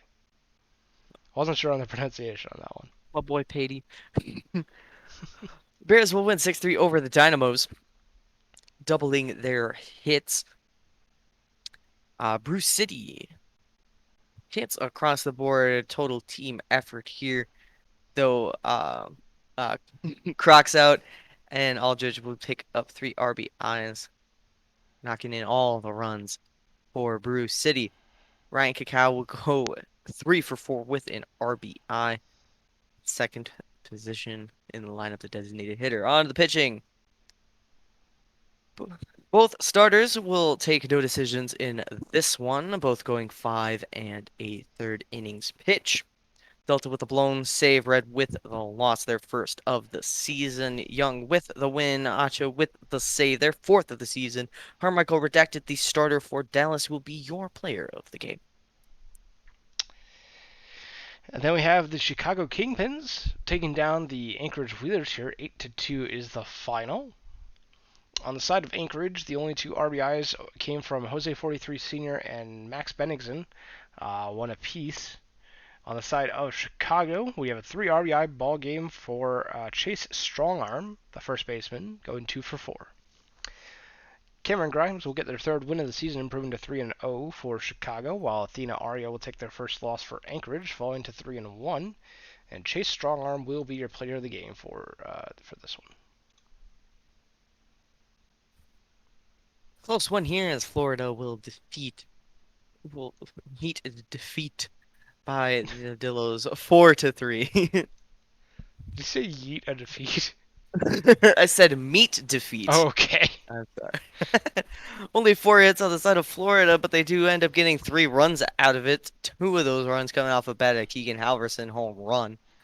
Amarillo batting 3 for 4 days by Barnold and Flex. While the pitching, Jansen Crenshaw will take their second loss of the season, 6 1/3, 4 runs, 3 earned. Sunson Yi will take their third win of the season, 7 innings, 3 earned. Mrazek with the save, their second of the season. And Sunson Yi will be the player of the game. And that will do it for the minors on May 17th. And we will go ahead and head on into May 18th, where there are no majors games. I'm going to go ahead and save. And taking a look at the minors, we'll start off with, I believe this is a quick sim day as well. Let me just double check. Yes, it is. So we'll go ahead and quick sim these minors games. And we'll start off with the Amarillo Armadillos taking down the Florida Flamingos 6-5 is the final score. 3 for 4 ball game from Oatmeal, the third baseman from Amarillo, Ezra Oatmeal, and a 2 for 3 ball game from Fiddle McGee. Florida has 3 RBIs from Babe Bufflin on a 1 for 4 day, all 3 coming on a 3-run homer in the third inning. And Halverson will go 2 for 4 with 2 runs scored as well. Freddie blows the save, Papa Freddie. Sad Pepe will take the loss, and Chartopelhauser will get the win for Amarillo. After Bloodshine and Panda get no decisions on the starts. Ezra Oatmeal is your player of the game for Amarillo. Dallas will win versus Brew City 6-1. On the side of Brew City, 3 for 4 day by Connor McNasty. On the side of Dallas, 3 for 4 days by the bottom of the order, Paulo Sanchez and Clifford Wilson. For the pitching, Eddie George will take a no decision. 5 innings, 0 earned. The Paps will take the loss and the blown save. 2/3 of an inning, 4 earned runs. Paul with the win, their third of the season. Diaz Huevos taking that 3-inning save, their third save of the season. Andrew Pond, starter for Dallas, will be your player of the game. Then we have the Kingpins taking down the Wheelers here. 6-4 is the final. 3 for 5 ball game from Bobby Roode. Couple RBIs from Jack Condor on the side of Anchorage. Chicago gets a 3 for 4 ball game from Wayne Shorzy, the shortstop, and a couple of RBIs from Chase Strongarm. Luciano will get the win for Chicago, improving to 3-1. Smoothie Vert the hold, Multi-Owl Pele the save. Hartman gets the loss for Anchorage, while Wayne Shorzy gets the Player of the Game award. Kansas City Hepcats will win versus the Lemurs 8-4. Huge day at the plate by Barry Bonds, going 4 for 5 with 2 RBIs. Onside Kansas City, it's a full team effort here, everybody, but Kent Murphy getting a hit. 3 of those and 3 runs coming off the bat of Jet Stargasm. On the pitching side, Crimps with a loss, their fourth of the season, three and a third, 7 runs, six earned. Ryan O'Reilly taking the win, their third of the season, and Jet Stargasm will be your player of the game. I'm sorry for kind of laughing in the middle of your recap. I just noticed this play, this pop bulb being blow pop Blow up backwards. backward. I don't think I've ever noticed that. It must be a new bot since Mhm. but 12-2, the Firehawks take down the Swift Steeds. 2 for 3 ball game for Ayers, Christian Ayers, and 2 for 4 ball game for Hugh Belong with Me on the side of State College. California has 2 RBIs each from Tree, O'Steele, and Requis, while Chris Smoove, the DH, goes 2 for 4 with 4 runs knocked in. Brian Wilson gets the win for California, going 4 shutout innings. Excellent day in relief for Wilson. Nathan Claflin gets their 5th loss for State College with a really tough start, unable to get out of the second there. And Chris Smoove will be your player of the game. And that will do it for May 18th as we head on into May 19th. We do have a game to watch today, that being the Outer Banks Aviators versus the Providence Crabs, number 5 on our list of days to go through today. And we'll be taking a look at Justin Ripspot on the mound versus Dasani Voss. Let me get the stats up here real quick. In the meantime, hopefully a prediction will get going. Looks like the suggested prediction is 2.5 home runs over under. Um, so total home runs in this game, 2.5 over under. Taking a look at some team notes, last season Outer Banks led the conference and beat Providence in 10 of their 12 meetings, but since then Tex Walker walked away in free agency. The Providence Crabs only won 36 games last year, but after an offseason in which they signed 2 veteran players and called up young talent, they are currently on pace to lead the division with 62.5, and a win against rival OBX is a big step in that direction. A few player notes. We're looking at Klausberg and Cannon leading the Aviators in batting average and slugging. While no Providence batters in the top 5 of any category, Julio Ruiz's 5 home runs and 533 slugging is extremely impressive in a park like Providence. Bet is live, by the way, so make sure that you get your channel points in while I'm continuing to go through these stats here. OBX starter Doc Ripspod has struggled so far this year with a 7.48 ERA, both at home and on the road. This game is a great opportunity to break out of that slump. Providence starter Dasani Voss is fourth in whip, fourth in hits per nine, and fifth in batting average at the time of writing. 3.19 ERA with a 1.03 whip for their current stats. Keys to victory. OBX will struggle to generate chains of hits in an anti-lefty park, so they'll need to convert a high rate of doubles, for their offense to be successful. Providence will need to limit OBX's stealing and force them to generate offense from the plate. Looking at the head-to-heads, looks like Outer Banks has the advantage everywhere except for the pitching, where Dasani Voss has the edge over Justin Ripspod, and the number 2 position in the lineup, where Julio Ruiz and Arno Drakenberg are tied. Any players you're taking a look at here, Moosey, um, that are standing out to you here? For me, it has to be the history between Mike Litteris and Sonny Voss. Going 12 for 34, hitting 353 with 2 home runs off of them. Former teammates there. Another thing to note is Ripsmod might not go very deep into this one.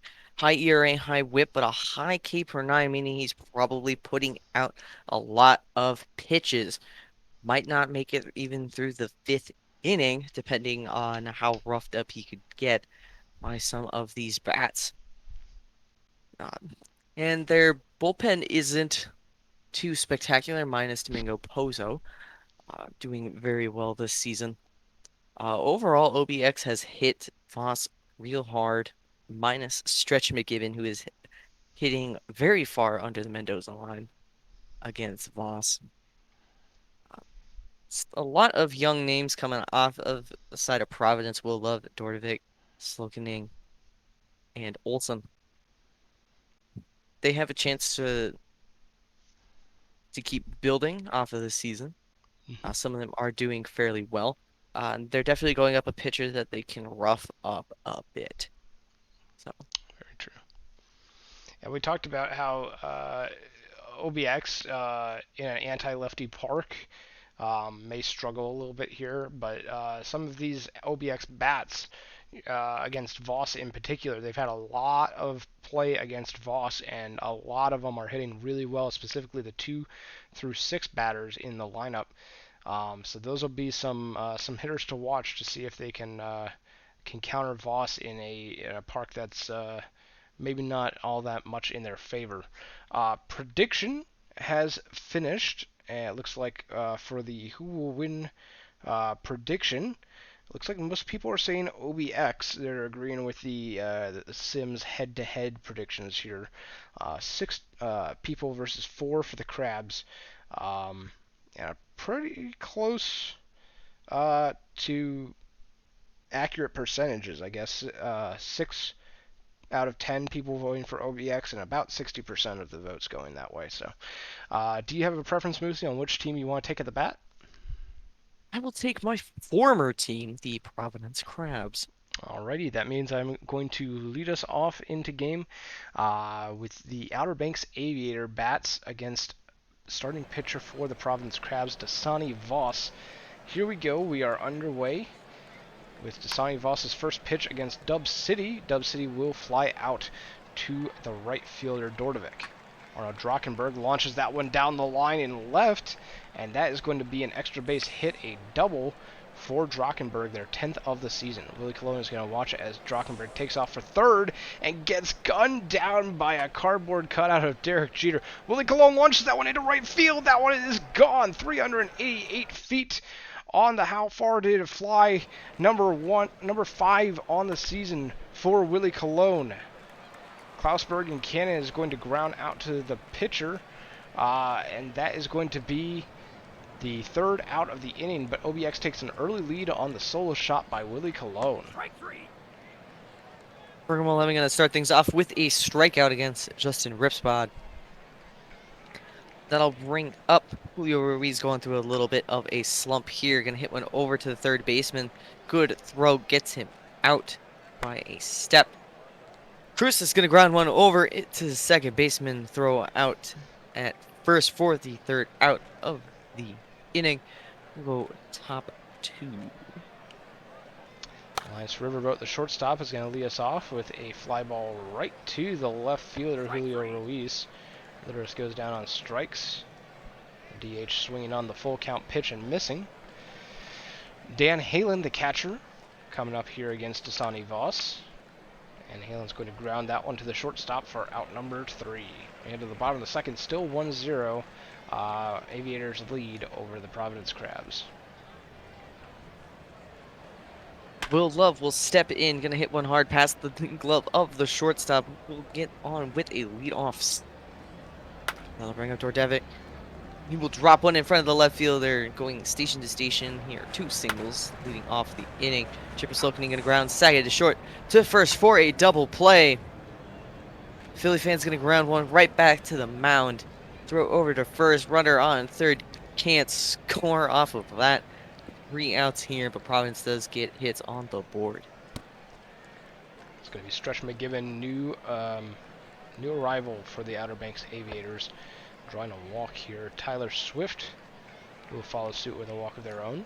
First and second for Dub City. Grounder to third, over to second for 1, over to first, and that is a double play, 5-4-3. We're 90 feet from the plate. Drockenberg is going to draw a walk to Sonny Voss with their third walk of the inning. Willie Colon grounds that to short, over to second for the fielder's choice.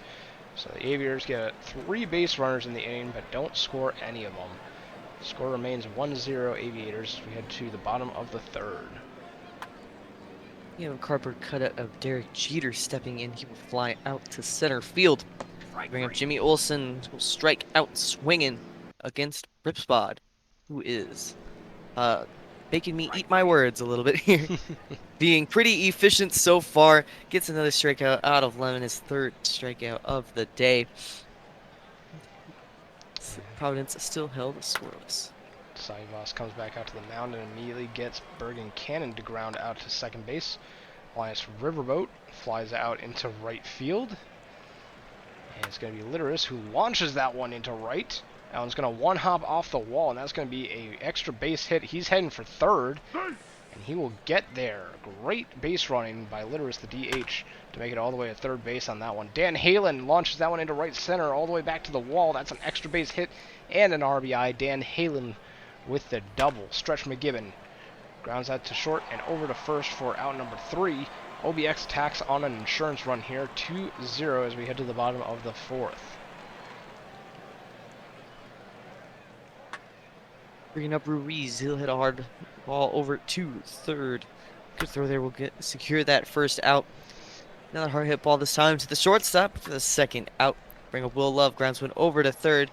That will be the third out of the inning. 1-2-3 inning for Ripspond.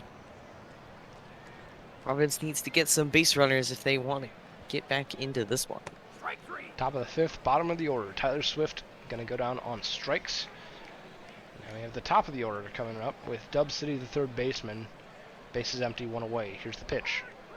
And strike 3 on the 2-2 from Voss. Dub City heads back to the dugout, disappointed. Arno Drockenberg, the left fielder, is going to settle in against Dasani Voss. And launches that one into straightaway center field. And it's going to go all the way back to the wall. And he's going to be safe at second with a double. Willie Colon grounds into second, over to first, and that's going to be out number 3. So no runs on one hit and no errors. Man left on base. 2-0 Aviators over the Crabs as we head to the bottom of the fifth. Devik will start things off hitting a line drive into the right fielder's glove. Chipper Slopening will strike out swinging. I'll bring up shortstop Philly fan. Face Ripspod. Philly fan's going to get one up the middle. That'll be a 2-out single. Bringing up a cardboard cutout of Derek Jeter. Oh, and they back pick Philly fan. Great move by the right-hander Ripspod. Gets him leaning. The old guy's still got some wile in him as he guns down the runner at first. Bergen Cannon grounds out to the pitcher. Linus Riverboat launches that into center field for a flyout, and Litteris, the DH, with the base paths empty and 2 away, is going to go down on strikes. Quick 1-2-3 inning as Dasani Voss guns down and makes short work of the Aviators lineup in this inning. Bottom of 6 coming up. The cardboard cutout of Derek Jeter will step in this time, and he will strike out swinging against Ripspod, collecting his 5th strikeout of the game. We'll bring up Jimmy Olsen, gonna watch one go by. Another strikeout for Ripspod. 2 outs now as the lineup turns over. Bergman limit, the second baseman, will step in to the box. Takes one down, Ed in for a 2-out walk. That brings up Ruiz. Ruiz will also walk. Bring up Krustis. Krustis is gonna hit one over to third. They're gonna take the short way on to second. Fielder's choice to end the inning.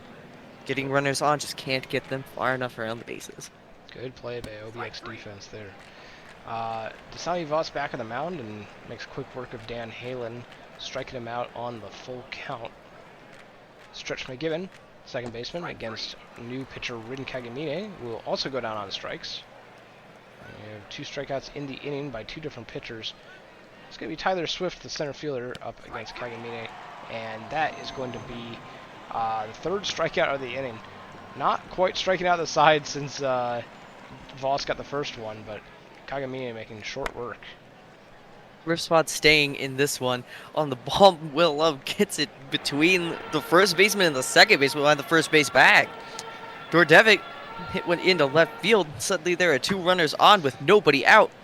Hard hit ball by Slokening into right center field, deep at the track. Gonna tag up. Love is from second to third. I'll bring up Philly fan. Philly fan's gonna swing and miss at a pitch by new pitcher Flame McDonald. Bring up a cardboard cutout of Derek Jeter. Gonna hit one over to second baseman. Providence gets runners on, but just can't get them across the plate. So that is a ground out to second and the inning. Dub City launches that one into left field to lead off the top of the 8th with a single. Drockenberg going deep to right center field. We have a home run. First, and that's the two-run homer from Arno Drockenberg. Willie Colon is going to go down on strikes. And we have Klausberg and Cannon also going down on strikes. Linus Riverboat with the base paths empty and two away is going to ground out to first. But the Aegers do increase their lead here 4-0 on the two-run bomb by Drockenberg. Anti-lefty park my butt. Jimmy Olsen going to sky one into right field. Clay McDonald still pitching in this one. Bergman Lemon going to drop one into center field for a single. Going to bring up Julio Ruiz. Ruiz going to sky one right center field. Right fielder ranges out there, makes that catch for the second out. That'll bring up Giannis Cruces. Cruces going to line one into center field. Center fielder Swift is out there to make that catch. Providence down to just 3 outs. It's going to be Litter's grounding out for the first out of the inning, and Dan Halen will follow up with a strikeout. Stretch McGivern against Kaide Tachibana, who has just recently entered the game here. McGivern is going to ground out to the third baseman, and we head to the bottom of the ninth. Providence needs 4 to tie it, 5 to walk it off. Can they do it, or will OBX walk away with the victory here? And McDonald will stay in as pitcher. Will Love gets caught looking on this one down. That'll bring up Luka Dordevic. Swings one and flies it in to right field for the second out. That brings up Chick Perslokanen. Gonna swing through one for strike 3. OBX will shut out the Crowds by a score of 4-0. The day. Drockenberg, big day at the plate, going 3 for 3. 1 run, RBI, 2 RBI, and a walk. 2 for 4 days by Will Love and Luka Dordevic. Providence just couldn't bring anybody around. Ripspad made me eat my words here, going 6 innings of shutout ball, 6 strikeouts on nameplate. McDonald takes that 3-inning save. Sonny Voss takes their second loss of the season, 6 1/3 to earn. Arno Drockenberg will be your player of the game.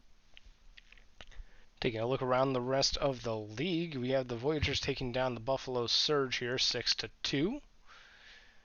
4 RBIs on a 3 for 3 ball game, for Benny Rodriguez. Buffalo has 2 hit ball games from Cloudera and Danny Gonzalez. Wendell Meredith with an RBI and a run. Darien with the win for New York, while Abadir gets the save, 2 innings of 1-run ball. Ginsburg takes their second loss for Buffalo, and Benny Rodriguez will be your player of the game. San Antonio will visit Vancouver, picking up a 7-1 victory. 4 RBIs coming off the bat of Christy Abbott, going 2 for 5 with 2 runs as well. Bunch of hits off the side of Vancouver. Multi-hit day for Shion Okamoto, going 2 for 4. Couldn't really get much offense despite getting runners on base. On to the pitching. King George III will take their 4th win of the season. 6 innings, 1 earned run. Pat Rogers will take their 3rd loss. 3 2/3, 5 earned. Christy Abbott will be your player of the game. So we have the Makos taking down the Raptors in extras here. 8-5 is the final. 13-inning ball game. And Philip Stein is going to launch a 3-run homer in the 13th to walk it off for Maui. Great day for Philip Stein, who goes 2 for 6 in total. Hunts Castle goes 3 for 6, and Kane and Johnson both get a pair of RBIs as well. On the side of the Boise Raptors, 3 for 6 ball game for Bridget Westfall with 3 runs. I feel like I've been saying Westfall a lot. They've been having a great sim so far. Parker Beecham goes 4 for 7 with 3 runs knocked in. Great day for Beecham as well. All 4 of them singles. I'm not seeing an extra base hit here for Beecham. Riddle blows the save. Derek Rogers Jr. with their first loss of the season for Boise in relief.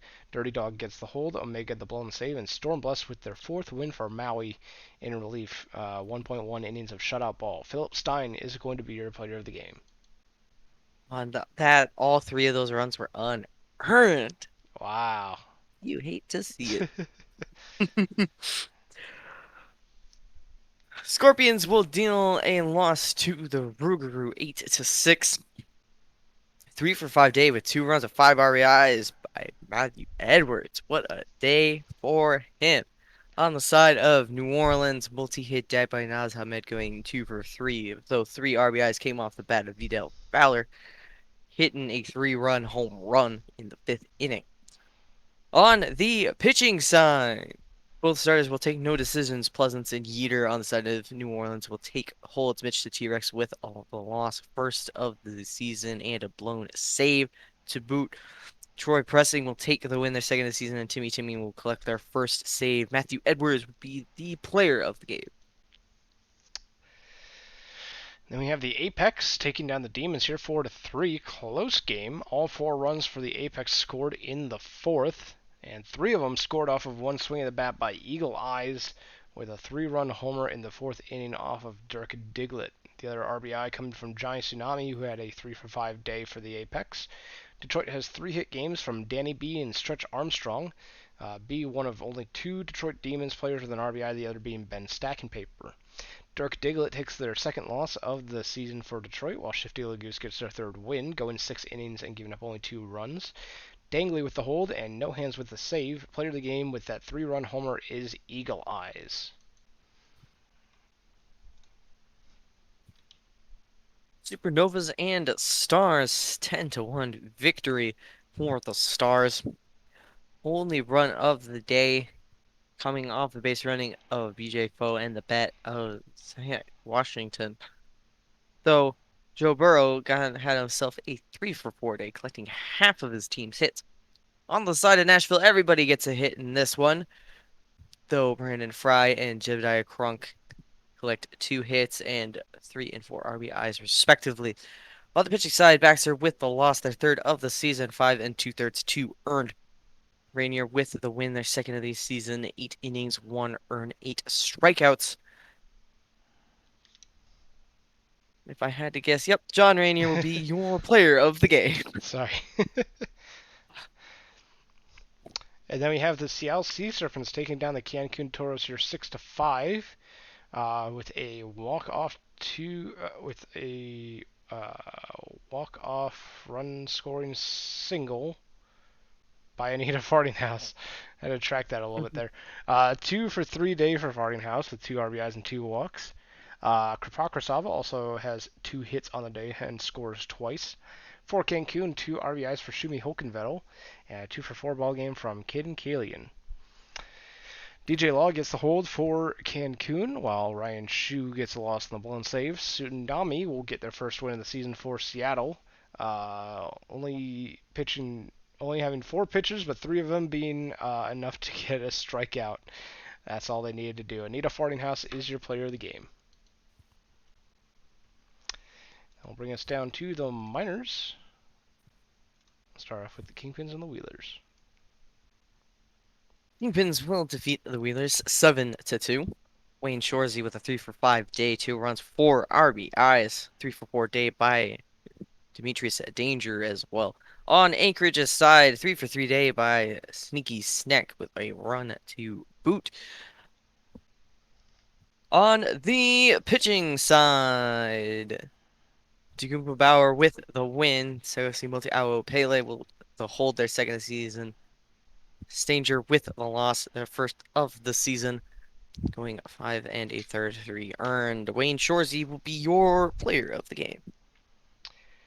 We have the Hepcats defeating the Lemurs here 5-1, out hitting them 12-4. 3 RBIs for Kent Murphy III, 3-for-4 for Dustin Johnson, both on the side of Kansas City. Louisville, no runs scored, but they have 4 hits scattered among the first 3 batters in their order, as well as Escaleto, the DH. PM Scram takes their 4th loss for Louisville, while Randy Hankey gets their second win, giving up a run. No RBIs, but 1 run scored for Louisville. Hankey gets the win with 6 innings and 1 run given up. And Dustin Johnson will be your player of the game. Flamingos and Dillos. Flamingos will win 5-4. Good team effort here. 3 for 5 day by Keegan Halverson and 3 for 4 day by Yuppers on the side of Florida. On the side of Amarillo, 3 for 5 day by Big Barnell and a 3 for 4 day by Ezra Oatmeal.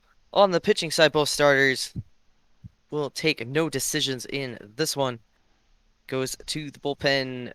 Bingo with the win. Quill with a blown save. Mingo with the save. I Flamingo and Mingo Bingo. I love it. uh, I'm confident. I am not impressed. Edie will take the loss and a blown save. Nico Parsons, the starter for Florida, will be your player of the game. It's because I know that was on confidence game. I have a feeling in my brain.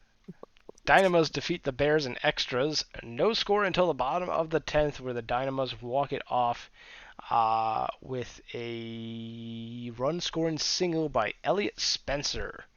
Elliot Spencer gets the sole RBI of the ball game. McLaughlin goes 3 for 5 at the top of the Dallas order. And for the Brew City Bears, John Doe Jr., the only one with a multi-hit game. Both starters looked really good. No, neither of them giving up any runs.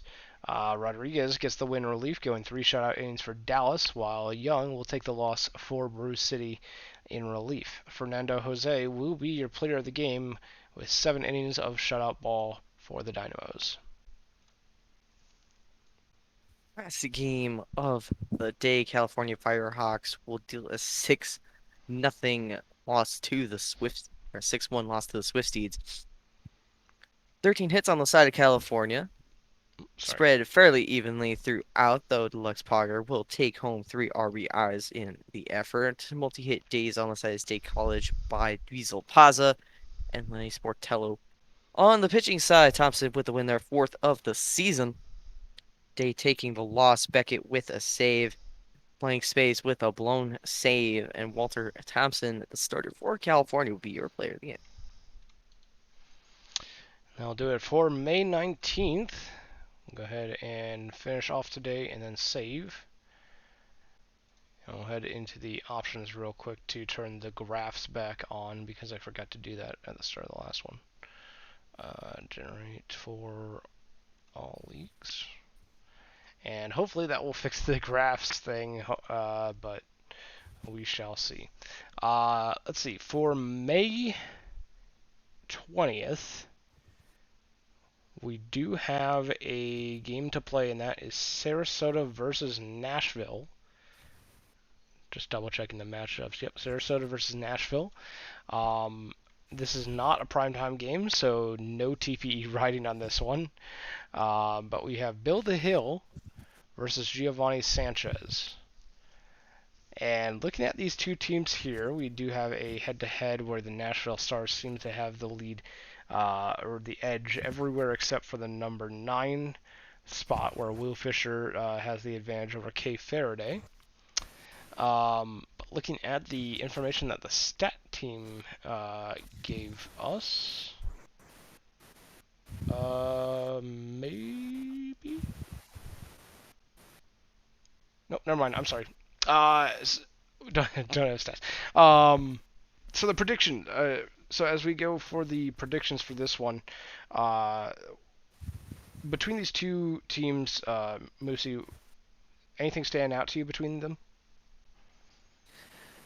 Yeah, Nashville has hit Bill the Hill very hard in any of the appearances. The only one who hasn't had an appearance is Kay Faraday. Everybody is hitting over 300 against Bill the Hill, which is positively absurd, though only 5 home runs between them, so it's a lot of balls in play. For Sarasota, it's a bit of a scrap house out here. Giovanni Sanchez, a relatively young pitcher, not a lot of looks, though J.R. Cook has had some decent success, hitting 273 against Sanchez. Joe Burrow having limited appearances is hitting a 3.33 for them. Uh, Sarasota needs a really good outing from their pitcher in this one, though with Nashville's history against the Hill, they might need to just outscore them instead of relying on the pitching. Sarasota is in to a deep rebuild now, so they're just trying to get what they can get. Yeah, very true. With Sarasota in the rebuild and Nashville still fairly competitive despite the record. What's interesting to note is Nashville seems to be maybe underperforming a little bit. I think people were probably expecting a little bit better than close to 500 ball after the first week of the season. But you know, I think a lot of that has to do with some of the Nashville bats. I mean, you look at the average for the Nashville lineup, and you have three hitters at the top doing. You have Thomas Rose hitting very well at 347. You have Cade Munson hitting pretty well at 322. Brand Fry hitting well at 287, and then it kind of drops off. And the rest of the batting order does not have is averaging less than a 1 for 4 ball game each day, and with averages under 250. So the batting order for Nashville really needs to kind of get some more hits and support their pitchers in order for them to do a bit better. And I think against Bill the Hill, where we have a fairly high ERA and WHIP and good stats specifically against Bill the Hill, I think this is a very good opportunity for Nashville's bats to kind of get some confidence back and get some more pep in their step, so to speak.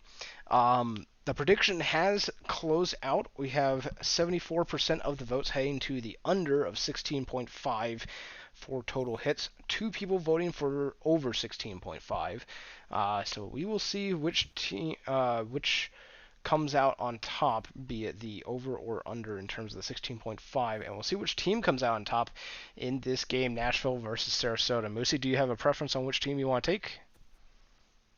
I'll take Nashville in this one. All right. Well, that means I will be bringing us into game with the Sarasota Bats facing off against the lefty Giovanni Sanchez, starting pitcher for Nashville. And we get on into game with J.R. Cook going down on strikes to the young pitcher Sanchez. B.J. Foe, the shortstop, is going to be due up here for the second batter of the ball game. Short grounder in front of the catcher, Cade Munson, who throws on to first for out number 2. And Joe Burrow is going to ground that one to short for a quick 1-2-3 inning. Giovanni Sanchez looks good through 1. We hit to the bottom of the first with Nashville's first look at it against Bill the Hill. Thomas Rose will lead things off here. Hard hit ball up the middle. That'll be a lead-off single. Nashville seems to get started. Oh, and the ball gets past Joe Burrow. Rose is going to make his way over to second. Oh! Cade Munson's going to launch one into right field, and that baby is gone. Nashville continues their hard hit in against Bill the Hill. Fry will ground out to the second baseman. Buswell flies out to the right fielder. Zach Johnson's going to ground one out to the shortstop.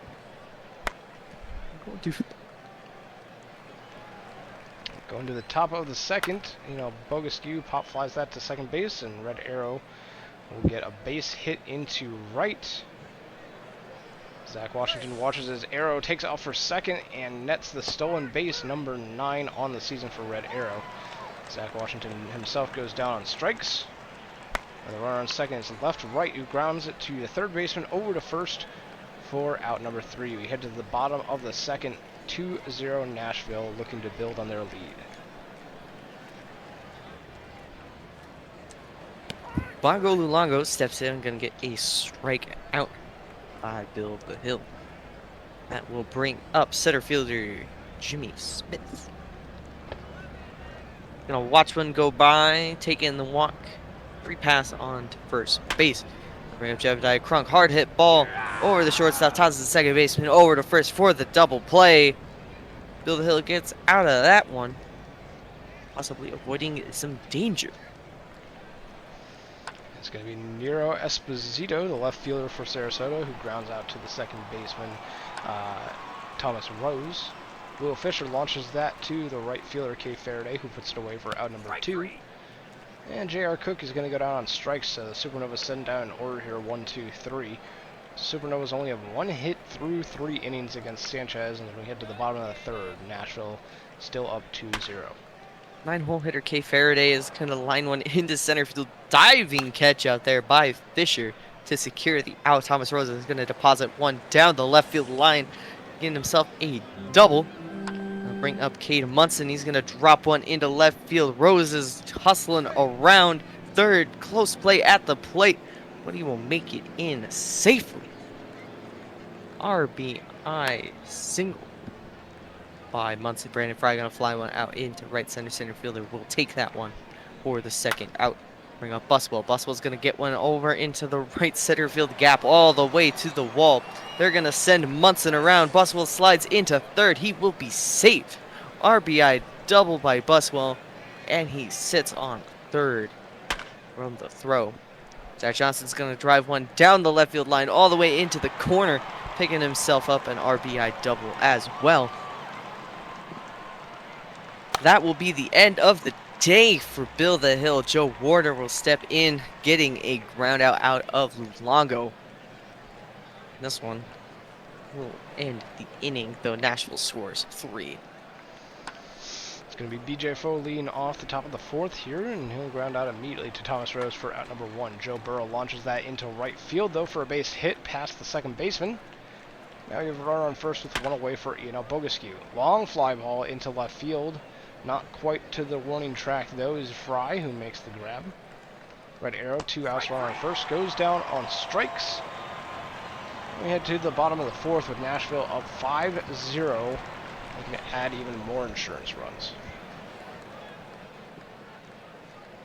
Joe Warner steps in. Jimmy Smith, the hitter, will ground one out to shortstop. That'll bring up Jebediah Crunk.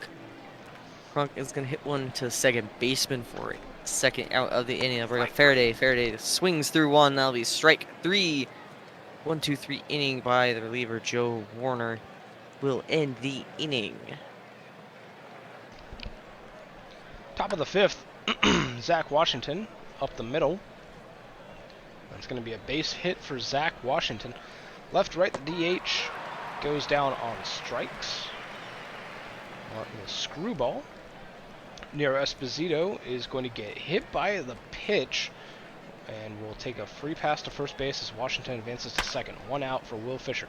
Runner first, over to second for 1, back over to first, and that is a 3-4-1 double play as the pitcher covered the bag at first, and excellent defense by the Nashville Stars to get out of that one.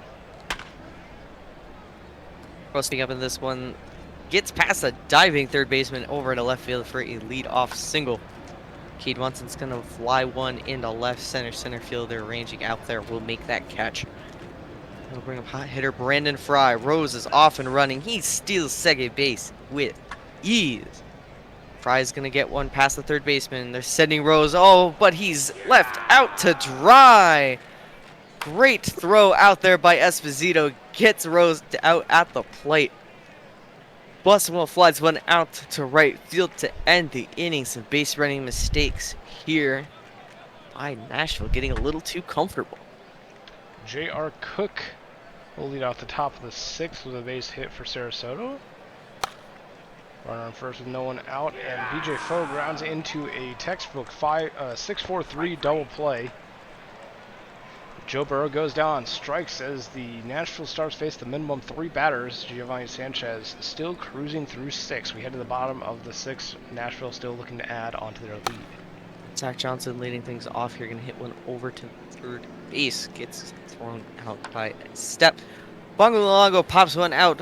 Catcher has to run a mile to get that one in foul ground. Jimmy Smith is going to fly one into center field. Diving catch out there by Fisher. Secures the third out of the inning. We're going to go top 7. Nashville leading 5-0. It's going to be Ian Bogescu who grounds out for out number 1 here. Red Arrow will follow suit with back-to-back groundouts to second. Zach Washington, base pass clear and 2 away. will go down on strikes. Giovanni Sanchez, a 1-2-3 inning. In the top of the seventh, we head to the bottom of the seventh. It is time for the stretch at Gibson Soundstage. Crunk due up first. Crunk is going to get one past the pitcher. Doesn't even move. Shortstop isn't going to make that throw. That'll be a single. Faraday is going to launch one into right center field for a home run. 2-run shot by K. Faraday going to 424 feet. Thomas Rose steps in, grounds out to the first baseman, taking himself to the bag. First out of the inning. Munson's going to ground out to shortstop for the second out, and that'll bring up Brandon Fry. He's going to get plunked in the back by Joe Warner. Take this man out of here. Buswell's going to get a single up the middle. Fry is going to just hold up at second. Zach Johnson stepping in, gets one over the third baseman's head. Fry is being sent around. He will score on the RBI single by Zach Johnson. Somebody please send help. Joe Warner might be dead on the mound. Bagalonga will take a walk. 2 outs, bases loaded for Nashville. Brings up Jimmy Smith. And Smith is going to drop one into right field. That might score 2 as Buswell and Zach Johnson both hit home plate. 2 RBIs, single by Jimmy Smith. Scoochie Dart steps in. They finally decide to take out Joe Warner. And look at that. Scoochie Dart gets a force out at second base to end that inning. The total hits has gone to 17, so the overs will be very happy about that. As Giovanni Sanchez leads off the top of the 8th by hitting left-right with a pitch. Nero Esposito is going to ground out into a 5-4-3 double play. Will Fisher goes down on strikes. So Giovanni Sanchez rings up his 8th strikeout of the ball game over 8 innings. We head to the bottom of the 8th, still 10-0 Nashville. Faraday stepping in, gets one past the first baseman's glove for a leadoff single. Thomas Rose going to pop one out. First baseman ranging in foul territory. We'll get that for the second out. Cade Munson launches one high in the air. Oh, that... Okay. An error, a drop of a foul ball by the left fielder. Cade Munson will ground out. Brandon Fry pops out to the catcher to end the inning. Will we see Giovanni Sanchez going for the complete game? No. We will not. It's going to be Lincoln Birdwhistle stepping in for Nashville and gets J.R. Cook to line it out right to center field. B.J. Foe is going to ground out to the shortstop. And it's all down to Joe Burrow. He's going to ground out to the first baseman unassisted. And what a blowout. 10-0 is the final. Nashville takes down Sarasota. It would have been nice to see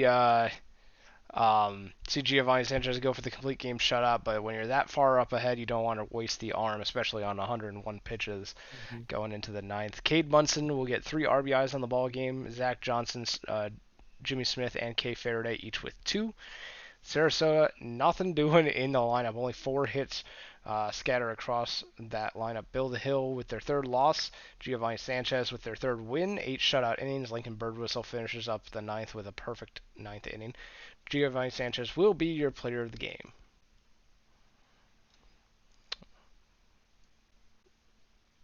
Crabs will eke out a win over the Aviators 3-2.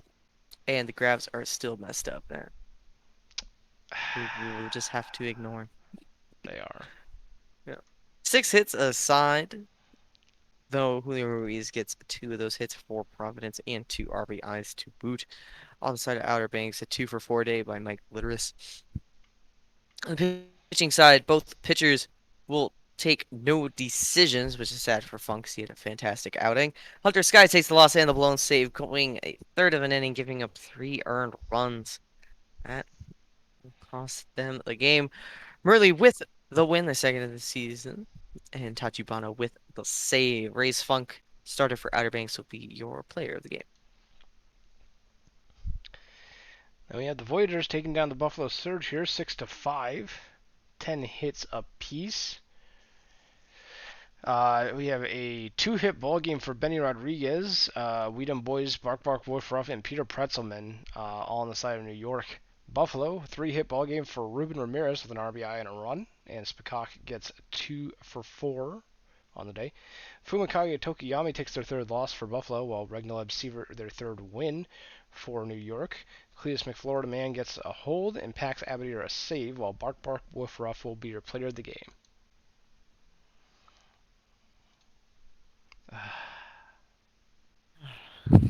Sad. San Antonio will deal a loss to Vancouver, winning 7-3. Kuna Matata with a 3 for 4 day, 3 RBIs for Christy Abbott as well. Multi-hit day for Danny King, going at 2 for 3. On the pitching side, Johnson net themselves their 6th win of the season, still going perfect. 7 innings, 3 runs, 1 earned. Sippy Tosin will take the loss, their 4th of the season. Taylor Johnson will be your player of the game. Not just losing to the Sloths tonight, just losing in general. You just take off Yeah. the to the Sloths part, and that is a very accurate statement. Raptors over the Makos 4-2 is the final score here. 4 hits for the Makos, all scattered from their 4 hitter down to their 7 hitter. And the 2 RBIs come from the 8 and 9 hitters, Gray and Johnson. Boise will get 2 RBIs from Sax Justice and 2 hits on 3 at bats for Petra Sabor. Gonzalez with the loss and the blown save for Maui. Waller with the win for Boise, improving to 3-2. Toasties with the save. Jackson Waller is your player of the game with 7 innings of quality star work, 2 runs on 3 hits and 3 walks. Thank you, Knight. I hope it will. I know it will. Apex will eke out a win over the Demons by score 6-4 with a walk-off 2-run home run. No. Oh, is that? No, Not sad. the graphs are still messed up. I have been duped because I saw Detroit and I'm like, yes, it's finally right. No, it's not. Sad. Nope. 10 hits apiece for each team. 3 hits by Dustin Parmalee on 4 at-bats. For Detroit, a couple multi-hit games out there. On the pitching side, Thomas Palmer taking the loss, their 4th of the season, 4 innings, 6 earned. Bolanos with the win, their 3rd of the season, 6 innings, 1 earned. Jerome No Hands taking the save, their 3rd of the season. And Eric Bolanos, starter for Indy, will be your player of the game. Then we have the Rougarous versus the Scorpions, since we watched the Stars Supernovas game. 12-7 is the final. New Orleans taking down Death Valley. 4 RBIs on a 3-for-4 ball game with 4 runs across the plate for Paulo DiStefano Jr. Unbelievable day at the plate for the shortstop. 3 hits for Gustav Borgard and 3 RBIs for Christopher Brew. On the side of Death Valley, we have a 2-for-4 ball game with 5 RBIs for Elliot Alderson. Something about the 2 spot in the batting order for this game. Both of those players hitting really well. Chris Jacob 4-for-5 as well for the Death Valley Scorpions. Stephanie Morgan gets the loss for Death Valley, while Luke Wright gets the win and the blown save for New Orleans. And Paulo DiStefano Jr. is going to be your player of the game. Toros and the Sea Serpents battle it out to taking extra innings in this one. Toros will win those 7-6. A 3-for-5 day with 3 runs and 3 RBIs by Vladimir Batista. On the side of Seattle, multi-hit day by Santana Cruz, going 2-for-5 with an RBI. On the pitching side, both starters going 6 innings. Both will get no decisions in this one. Smith Thornbody with a hold. Salami Tsunami with the loss and a blown save. Brian Shu with the win. And Kiwi Mace with the save. Vladimir, that will be your player of the game. I'll do it for the majors. And no games in the minors, so we will go ahead and finish off the day. I'm going to just, for my own sanity, I'm going to get rid of the graphs. Also save. You should save. I am going to really save, smart. yeah. That'd be very smart. Go ahead and finish the day, and then I will save the game. Boom. All right. Save One game remaining. Save the game. I already did, but I'll save it again. You always gotta make sure. Yep. We don't need this. We have one game remaining, and it is the Vancouver Vandals versus the San Antonio Sloths. We will then have a quick sim day after that for May 22nd. But this is the last simmed game for this stream, and the suggested prediction is over under 9.5 runs. So if whoever is running predictions would like to run that prediction again, over under 9.5 runs. That will be that's the suggested prediction from the stats team, and yeah, that seems accurate. The sloths have a advantage everywhere except for the number 9 slot where Tommy Caruso has the advantage over Anchovy, the recent call up. Yeah, that I think that checks out.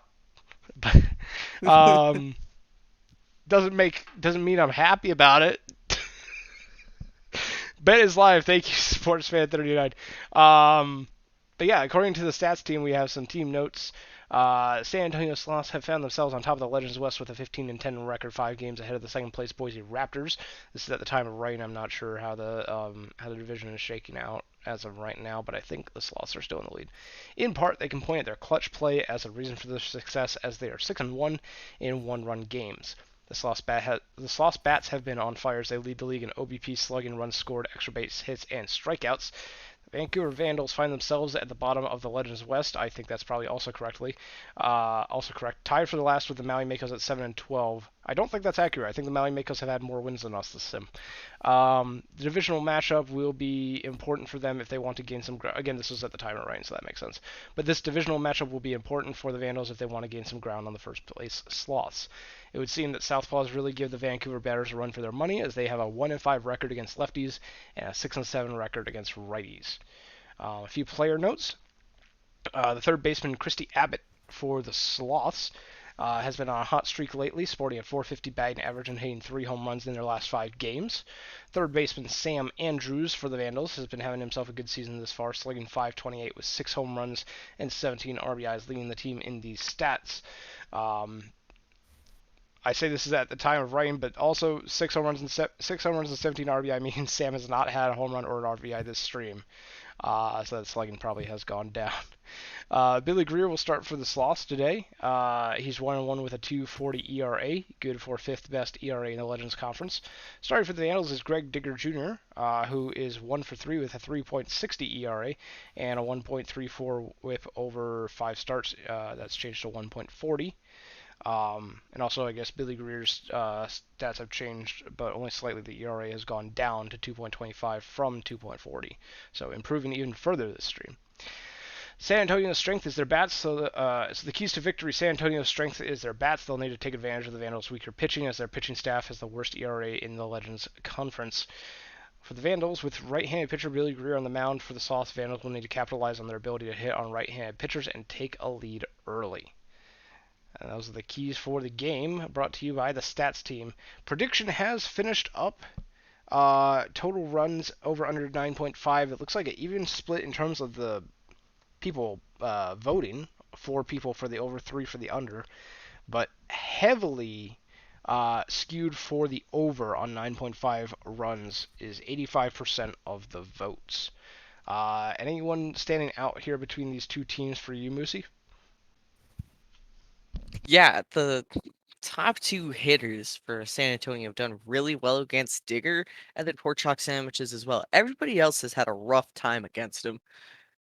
For Vancouver, RJ Menard has absolutely crushed Grier in their uh, careers here, hitting over 400 against him. Sam Andrews also as well, hitting close to 300. And then Tommy Crusoe in the bottom slot, having a pretty good season, pretty good career statistics against Grier. Both of these pitchers have yet to face these teams this season, so there's no stats on that necessarily, though Grier does have a much better whip, which bodes a little more confidence in that arm versus Digger, who is boasting a 1.40. Uh, It's gonna come down to whether Digger can hold these bats to as few runs as humanly possible. Because, like you said earlier, the pitching is a little rough this season. Yeah. Um, well, us Vandal fans and Vandal players are definitely hoping that Digger Jr. can have a really good start against the Sloths. I do have a preference on this one, so why don't you take us into game, Moosey, with the San Antonio Sloths bats leading off against Greg Digger Jr. I never would have guessed. Leading things off here is Stan Antonio going to sky one into right field. Easy catch out there for Caruso. Abbott's going to watch strike 3 go by, going down on strikes. That will bring up left fielder Akuna Matata. Hits one over to the shortstop. Easy throw there for the third out. 1-2-3 inning for Digger Jr. Good start on that front. It's going to be R.J. Menard, the first baseman for the Vandals, due up first against Billy Greer. And we will ground out to the third baseman, Christy Abbott. Jay Doctor over the head of the first baseman. That's going to be a single for the center fielder. Zach Lodge goes down on strikes. That's going to be out number 2. We have Sam Andrews up now, and he'll watch as R.J. Menard takes off for second and gets there easily. Stolen bag for Menard, his second of the season. Sam Andrews, though, will ground out 2 sandwiches, and that will end the inning as we head to the top of the second.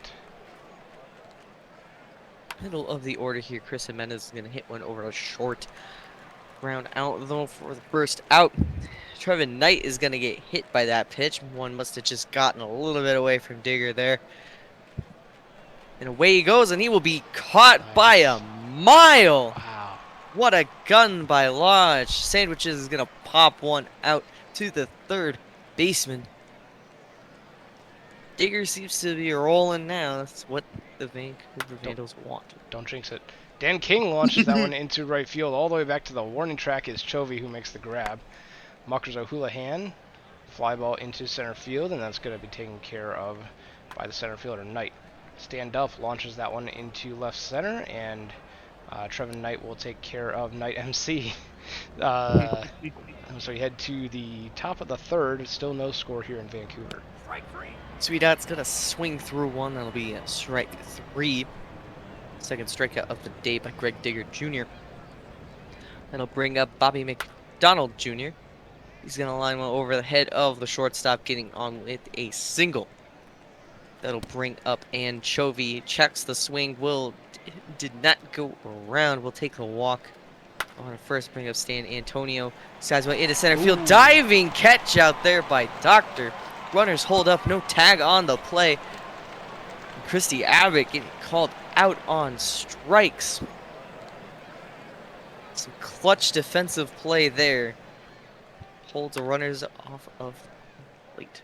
Josh Sanders is going to get a single into left field.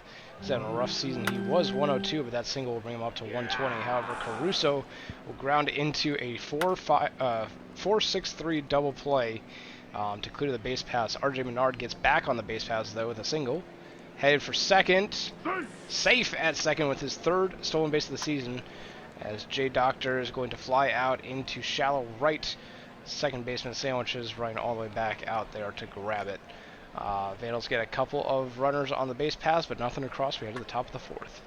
Matata is going to line one into left center. We'll get on with a lead-off double. I'll bring up Chris Jimenez. Jimenez is going to pop one out. Second baseman ranges way back into right field to make that catch. Single up the middle by Trevin Knight. They're going to send home Matata, and he is out by a mile. Base running mistakes here by the Sloths. Sandwiches will strike out and to retire at the side. It's going to be Zach Lodge due up, who's going to go down on strikes. And Sam Andrews, the now cold hitter, after having a really blazing hot start to the season, is going to go down on strikes as well. Back-to-back strikeouts here as Dan King steps in with 2 away and the base paths empty. And Billy Greer has struck out the side with a 1-2-3 inning here in the bottom of the fourth. Starting to settle in a little bit here after a somewhat rocky third. We head to the top of the fifth, still no score. Speedot swings through one for strike 3. Fifth strikeout of the day by Greg Digger Jr. That will bring up Bobby McDonald Jr. He will watch one go by. Another strikeout for the Vancouver pitcher. Gonna bring up 9-hole hitter and Chovy. Chovy's gonna ground one over second base. Easy throw there. 1-2-3 inning for Greg Digger Jr. We go bottom 5. Still no score. Muckers O'Houlihan is going to ground that to second base. Sandwiches struggles to come up with it, though, and that's going to be ruled as an error. Stand Up is going to get that one past the shortstop, and now we have first and second for the Vandals bats. Josh Sanders, fly ball into left center field. The left fielder grabs it. Heading for third is O'Houlihan, and he will make it there. Tommy Caruso gets that past the first baseman. The scoreless streak is broken here. We have a run on the board, and it's going to be for the Vandals, who take a 1-0 lead. Dup advances to third. RJ Menard is going to go down on strikes with runners at the corners and one away. And Jay Doctor will follow suit. So Billy Greer strikes out 2 batters there to end the inning. But not before the Vandals put a run on the board. It is 1-0 Vancouver heading to the top of the 6th. Top of the lineup here for San Antonio. Stan Antonio will do what Stan Antonio does and increase that OBP with a walk. Christy Abbott will strike out, swinging 7th strikeout of the day for Greg Digger Jr., and he will also collect his 8th with a strikeout of Acuna Matata. Chris Jimenez is going to drop one down the right field line, hits off of the stands. What are you doing? Throw the ball! And San Antonio runs all the way from first to score on a double. We have a tie game. Suddenly, Trevin Knight grounds out to second base. He didn't even try to throw the ball. Caught them sleeping. Come on, Sim. All right. Bottom of the 6th, Zach Lodge is going to go down on strikes for number 20 on the season. I do think that it was foul, but the Sim thought it was fair, I guess. Sam Andrews launches that one into left center, and that's going to be caught by the left fielder, Matata. Dan King, fly ball into center field, and a routine grab for Trevin Knight. 1-2-3 go. The Vandals game still tied at 1. We hit at the bottom of the top of the 7th now. Sloth's looking to break the tie.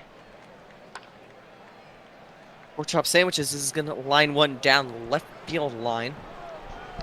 Hits off the stands. We'll be there with a double. Can we put the game under protest this Rory? Swing out with a single into left field. Tag up opportunity here. And Sandwiches will be safe on the sac fly by Bobby McDonald Jr.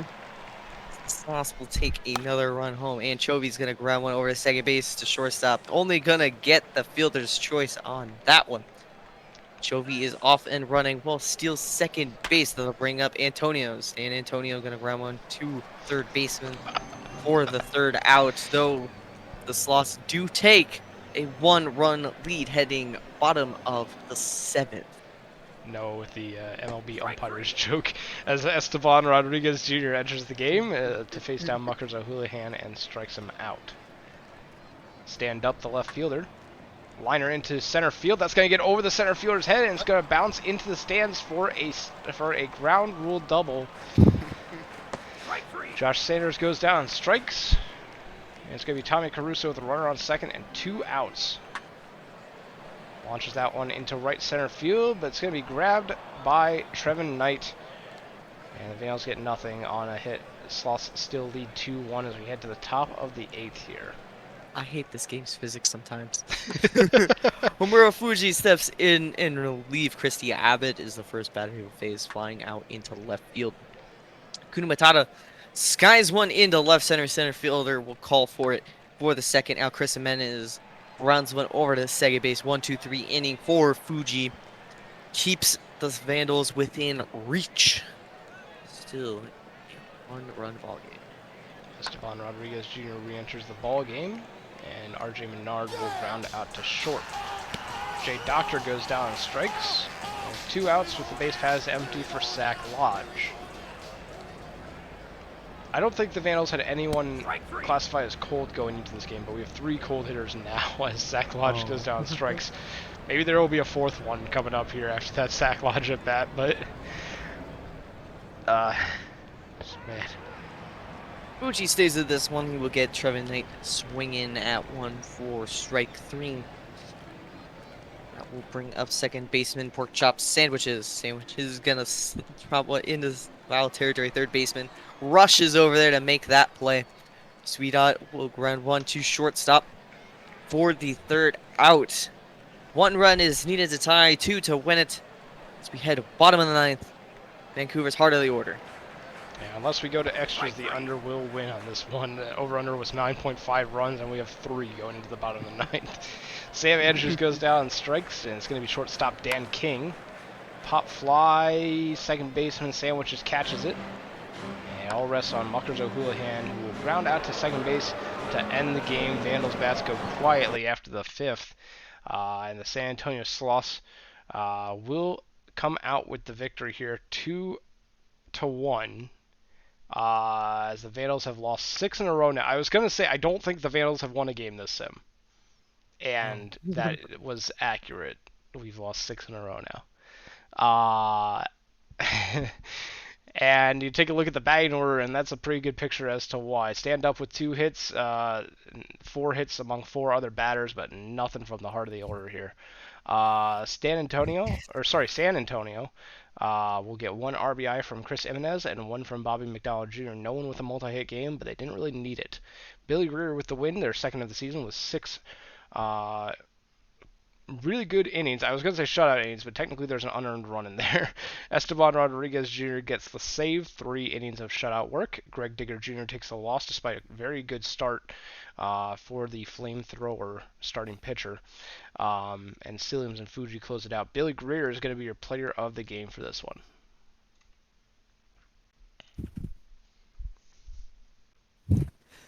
Outer Banks will defeat Providence by a score of 4-1. A 3-hit days for Drakenberg, Riverboat, and Litteris. On the side of Providence, multi-hit days for Lemon and Dordevich with 1 RBI coming off the bat of Will Love. On the pitching side, Walker Cato will take the win. 6 1/3, 1 earned. Flame McDonald with the hold. Ivy Leaf will take their 4th loss of the season. 6 1/3, 4 earned. Walker Cato will be your player of the game. Then we have the Boise Raptors taking down the Maui Makos here. 12-0. My goodness, what a blowout for Boise here. Maui has 2 hits from Philip Stein, but not a whole lot else going on there. But the Boise Raptors, my goodness, 2 RBIs each for Blon, Sabor, and Orem. 5 RBIs for Johnny Pluto on a 4-for-6 ball game. Did Westfall with 4 hits. 5 RBIs makes me think maybe Pluto had a shot at the cycle. They got 2 doubles, so no, they didn't get it. Okay, so 2 doubles and 2 singles for Pluto.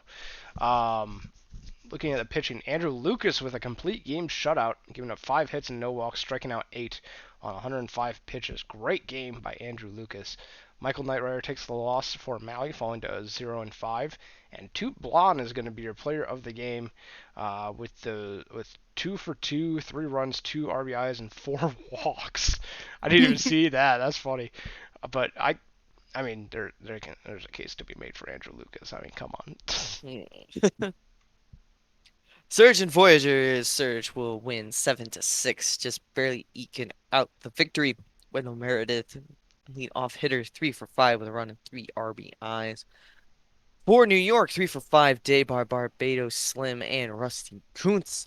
On the pitching side, both starters take no decisions. Roxas with the win, their second of the season. Bell with a hold, walk-in with the save. Graves will take the loss and the blown save, giving up 4 runs in 1 1/3. Wendell Meredith will be your player of the game. Detroit Demons take down the Apex here. 3-1 is the final. The sole RBI from Indianapolis coming from a solo shot off of Jimbo Slice off of Duckworth Lewis. Detroit has a 3-for-4 ball game from Victor Herrera with an RBI and a run. 2-for-4 ball game with an RBI and a run from Stretch Armstrong. Molly Mitchell gets their 3rd win with 8 shutout innings, and Duckworth Lewis gets their 5th save. Dogwood Maple gets the loss for Indianapolis, falling to 3-3, and Molly Mitchell will be your player of the game. Stars will defeat the Supernovas by a score of 5-1. 3 out of the 8 hits came off the bat. Washington for Sarasota. On Nashville's side, lead off hitter Thomas Rose had quite a day, going Hold on. Can you scroll up just a touch so it can refresh, please? Yes. 2 for 5 with a run and 2 RBI. On the pitching side, Kid Carsey takes a loss, their sixth of the season. Rough season so far for them. Lucky El Charro with the win, their fourth on the year, 7 1/3, 1 earned. Lucky El Charro started for Nashville to be your player of the game. And moving on around the rest of the league, we have the New Orleans Rougarou taking down the Death Valley Scorpions here. 2-1 is the final. Death Valley had a 1-0 lead going into the bottom of the seventh, and the New Orleans Rougarou scored two, and that's all they needed. 2 for 3 ball game with an RBI for both Todd Hafner and Gustav Beauregard. Those will be your two RBIs for New Orleans. Death Valley gets their one RBI from a 1-for-2 game by Matthew Edwards. Justin Sims takes their second loss, while Pleasance gets their second win for New Orleans, and Derek Jeter will get their third save, having two shutout innings. Aiden McDougall is going to be your player of the game. 6 innings, giving up only one run on 5 hits and 4 walks for the Rougarou.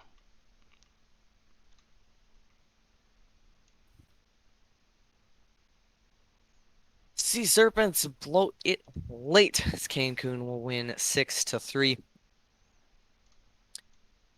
Hero of the game, Vlad Batista with a 3-run home run. 8 in the game against poor triplet on the Seattle side. Adam Millett also with a 3-run home run. Leo Robert with the win, their third of Woo. the season, 9 innings, 3 earned. Hey, look at me go. Poor triplet will take the loss, third of an inning, 3 earned runs. Leo Robert will be your player of the game. A tale of two toros here. We got Robert with the player of the game win, and we got Bauer in the chat complaining about the 146 average. Bauer, you had your one good season. You wasted it on the minors. Flamengo. Speaking of the minors, Flamingos take down the State College Swifties here, 8-1.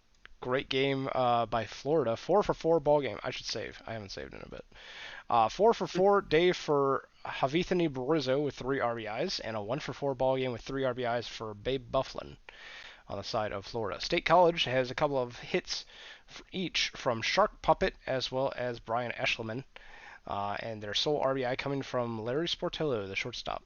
CJ Brandonson takes the loss for State College, while Len Cagamine gets their fourth win for Florida, and Javithany Barizzo will be your player of the game.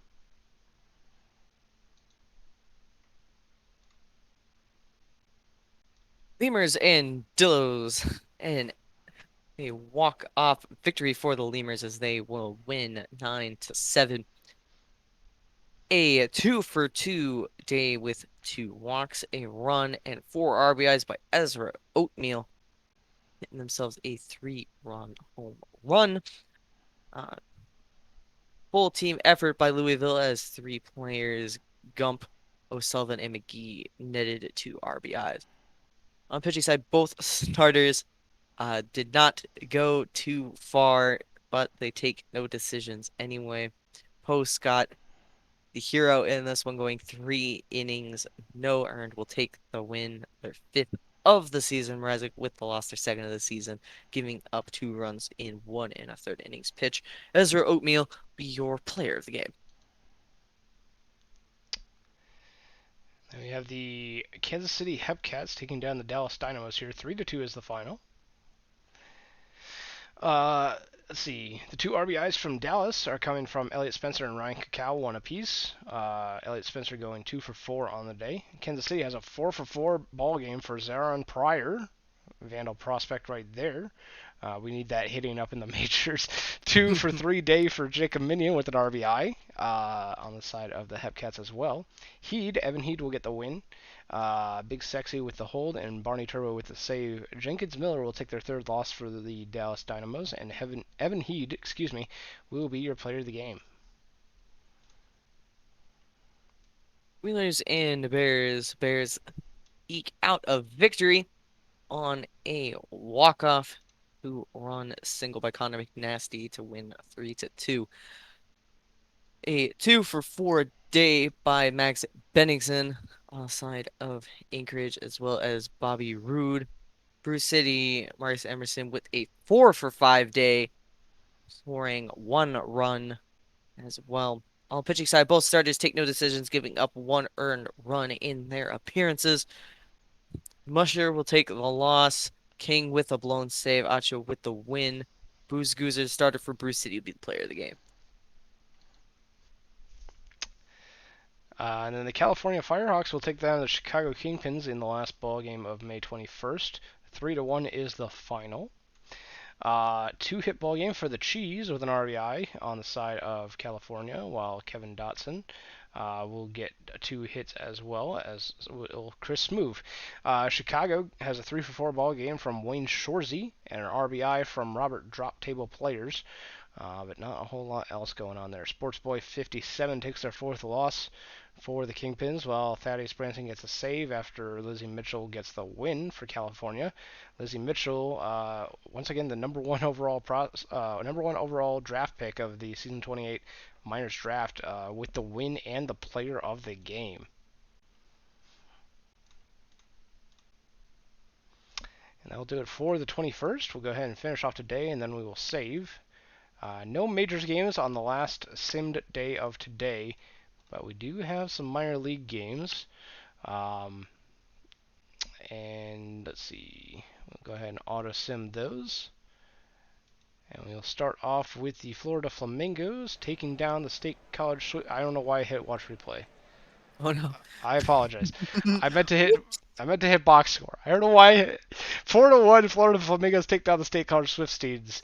Uh, out hitting them 8-6. Two-hit ball games for Dracula and Yuppers, each with an RBI. State College Swifties has a 2-for-4 ball game with an RBI from Shark Puppet. Claflin gets the loss for State College, while Damian Jensen Crenshaw gets the win for Florida. Nolan Nola gets the save, and Damian Jansen Crenshaw is going to be your player of the game with 6.1 innings of shutout ball. Epcats and Dynamos. Epcats will win 2-1 in this affair. Dallas only managing 3 hits. They'll end up getting a run out of it. Probably off of an RBI ground out, if I had to guess. Kansas City on their side, a 2-for-2 day with a run, RBI, and a walk by Jet Stargasm. On the pitching side, Michael redacted with the loss, their third of the season. Johnny Patey, a starter for Kansas City, taking a no decision. Big Sexy with the win. Winters with the save. Johnny Patey, a starter for Kansas City, will be your player of the game. I'm waiting for Popwolb to have a really good game so that someone can say that Popwolb pops off.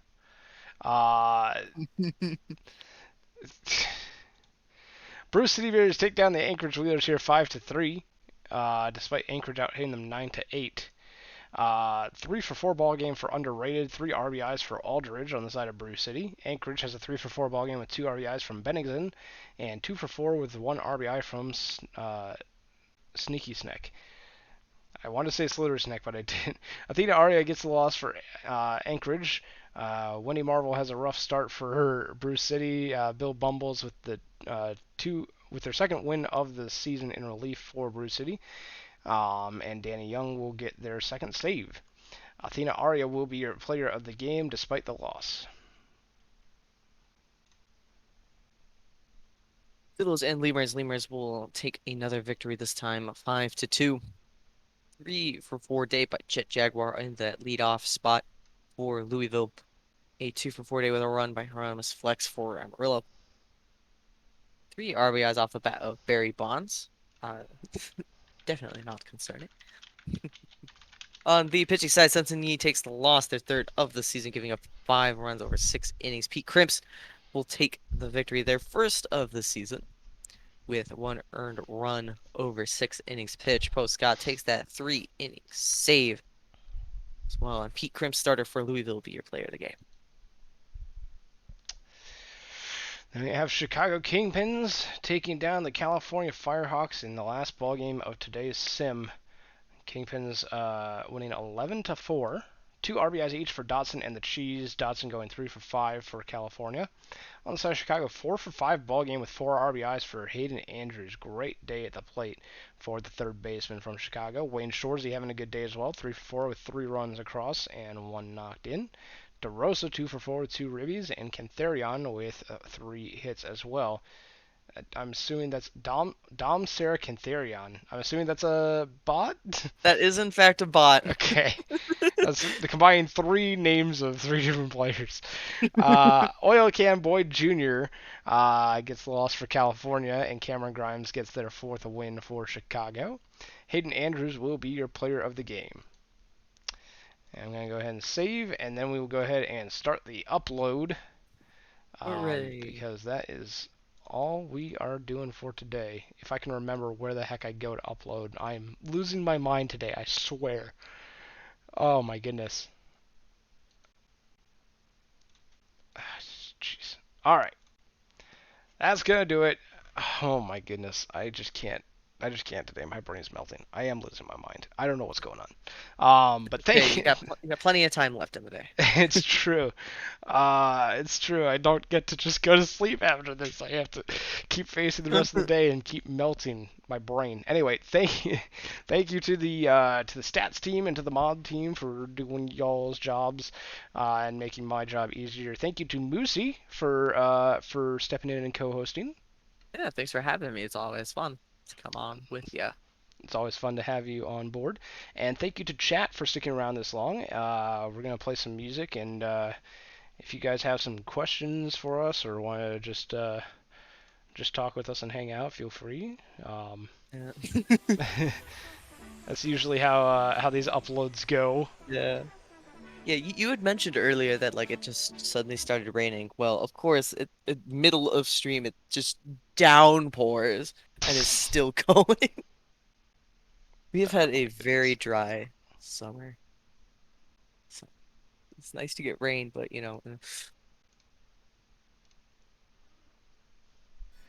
Yeah, I don't know what happened. It just out of nowhere just started raining really hard on yeah. where I was. Really weird.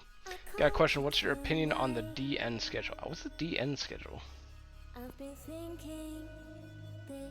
Why can't we look at this graph anymore? Something happened with the um You got. uh I saw I it from a did mile away, but I didn't want to say anything. why can't we look at this graph anymore? Something happened with the graphs. I don't know what happened with them exactly, but when the The resim file got happened, messed up with the graphs. yeah, something happened with that where the graphs just are borked, and maybe Enoch can fix it with his magic. I don't know.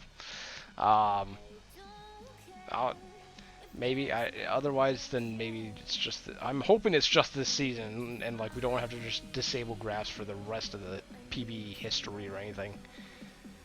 That'd be kind of wonky. I feel Who like is it would Steve Jobs? be fine. I feel like it would be fine after a season because like everything basically refreshes. But what do I know? So No, do not clip that. do it. Somebody do it. Do it. Do it. Do it. Do it. Do it. Do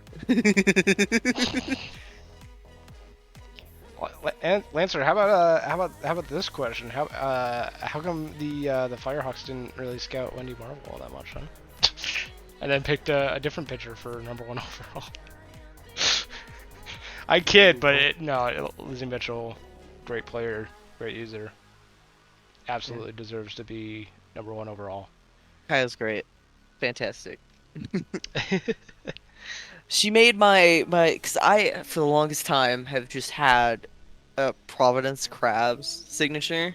Hmm. It's like I haven't been on the Crabs in a while. So I was like they made my new signature and I'm very happy with it. So I wound up on the Bruce City Bears, which I'm very very happy about. I you know I ugh, like Danny B and I are both streamers, but and obviously we interact a bit with HO and GM um, interactions, but not too extensively. So I'm really enjoying working with Danny a bit more, and obviously Jabs, former Vandal, and the two of us were in the Florida Space Rangers organization for a bit, even though Alex Johnson never played a game for the Space Rangers. Thank you for watching, Johnny Patey. Um, so having like background with one of the GMs and going in, wanting to work with the other one more is a great experience to have. I was very excited to be picked up by the Brew City Bears. Um, I'm very happy with where I wound up.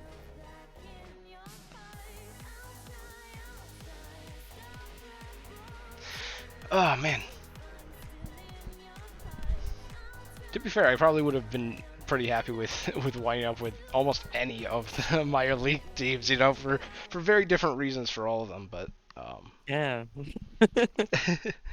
like I wouldn't have minded um, being on like the Dillos again, although I know they needed bats. I wouldn't have minded playing for um, Dr. K, who's one of who I am GM of in the Vandals organization. Would have been kind of fun to have a GM player reverse relationship because those are always fun. I know. I, I wanted to do that with Hoppy when I was with the Crabs at the time, and he recreated. It's like I want to GM my GM because it's funny. DG and I actually had had that kind of thing Yeah. I, happen as well for several seasons. I mean, I ended up doing that with Bauer anyway. So There you go. yeah, but it's Bauer. It's not the same. Yeah. There's also Blow Pop over in Kansas City Mhm. who has memed me several times, and I've done the same in return. Blow Pop always talks about on their family therapy podcast about like tampering Giuseppe Tosin away from the Vandals. So that's always fun. Would have been fun to play for the World Series champion Chicago Kingpins. That would have been fun too. We would have needed you. You- To be honest, we needed everything. We got absolutely picked apart. I guess that's.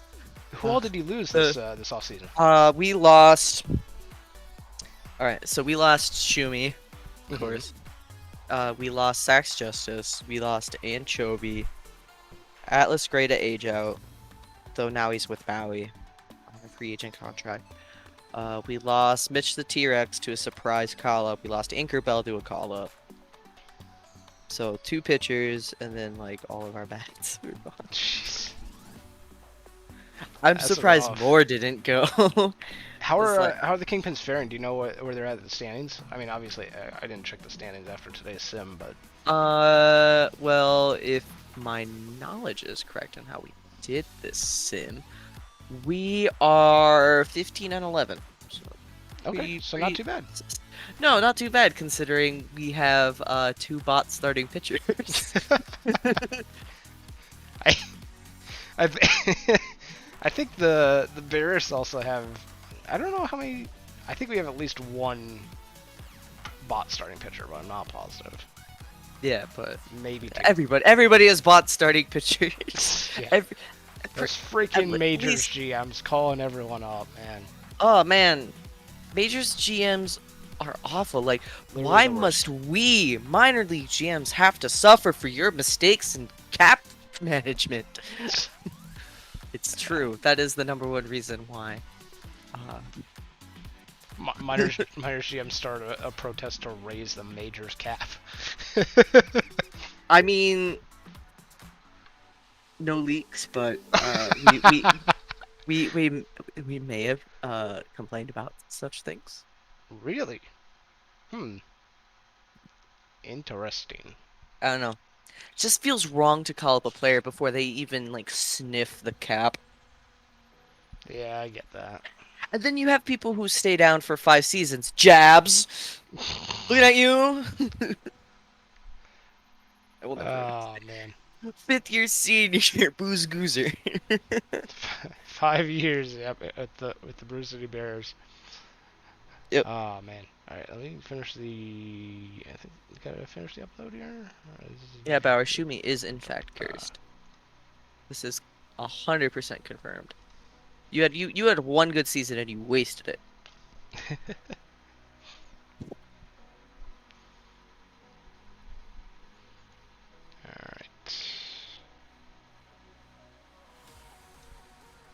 even the worst players sometimes come up big. Like shoot, his name is Rajay Davis for Cleveland. He Oh was he yeah, was he was an absolute no-name hitter and had probably one of the uh biggest hits of World Series history. that's But true. Yeah. Bauer doesn't want to hear about Neither do I, but you know, the end result worked out fine, so that's all that. that The end result matters. was fine. Yeah, That that's was all that matters. probably one of the greatest moments in like World Series history. Alrighty. It's updated on my side, so I see it. Is it? Yes, sir. On my screen, it's still showing. Control F5, my friend.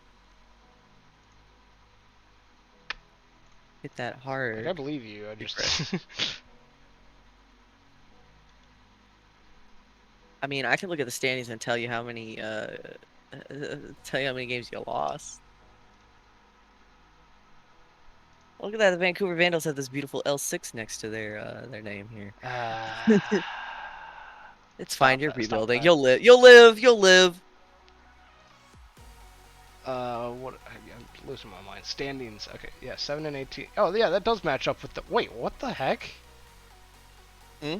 So, okay, so the standings What? are accurate, but the news articles are all dated like May 16th on my end. Well, actually, the top Oh, one's dated May 21st, but okay, yeah. weekly team power ratings is ranked May 16th, and somehow the Vandals went up despite not losing or not winning a game in the simulation. Anyway, so the index is updated. That's the important part. Is the index is updated. So with that, thank you one and all once again for sticking around and enjoying the stream, and I hope you all have a excellent rest of your Saturday and an excellent rest of your weekend.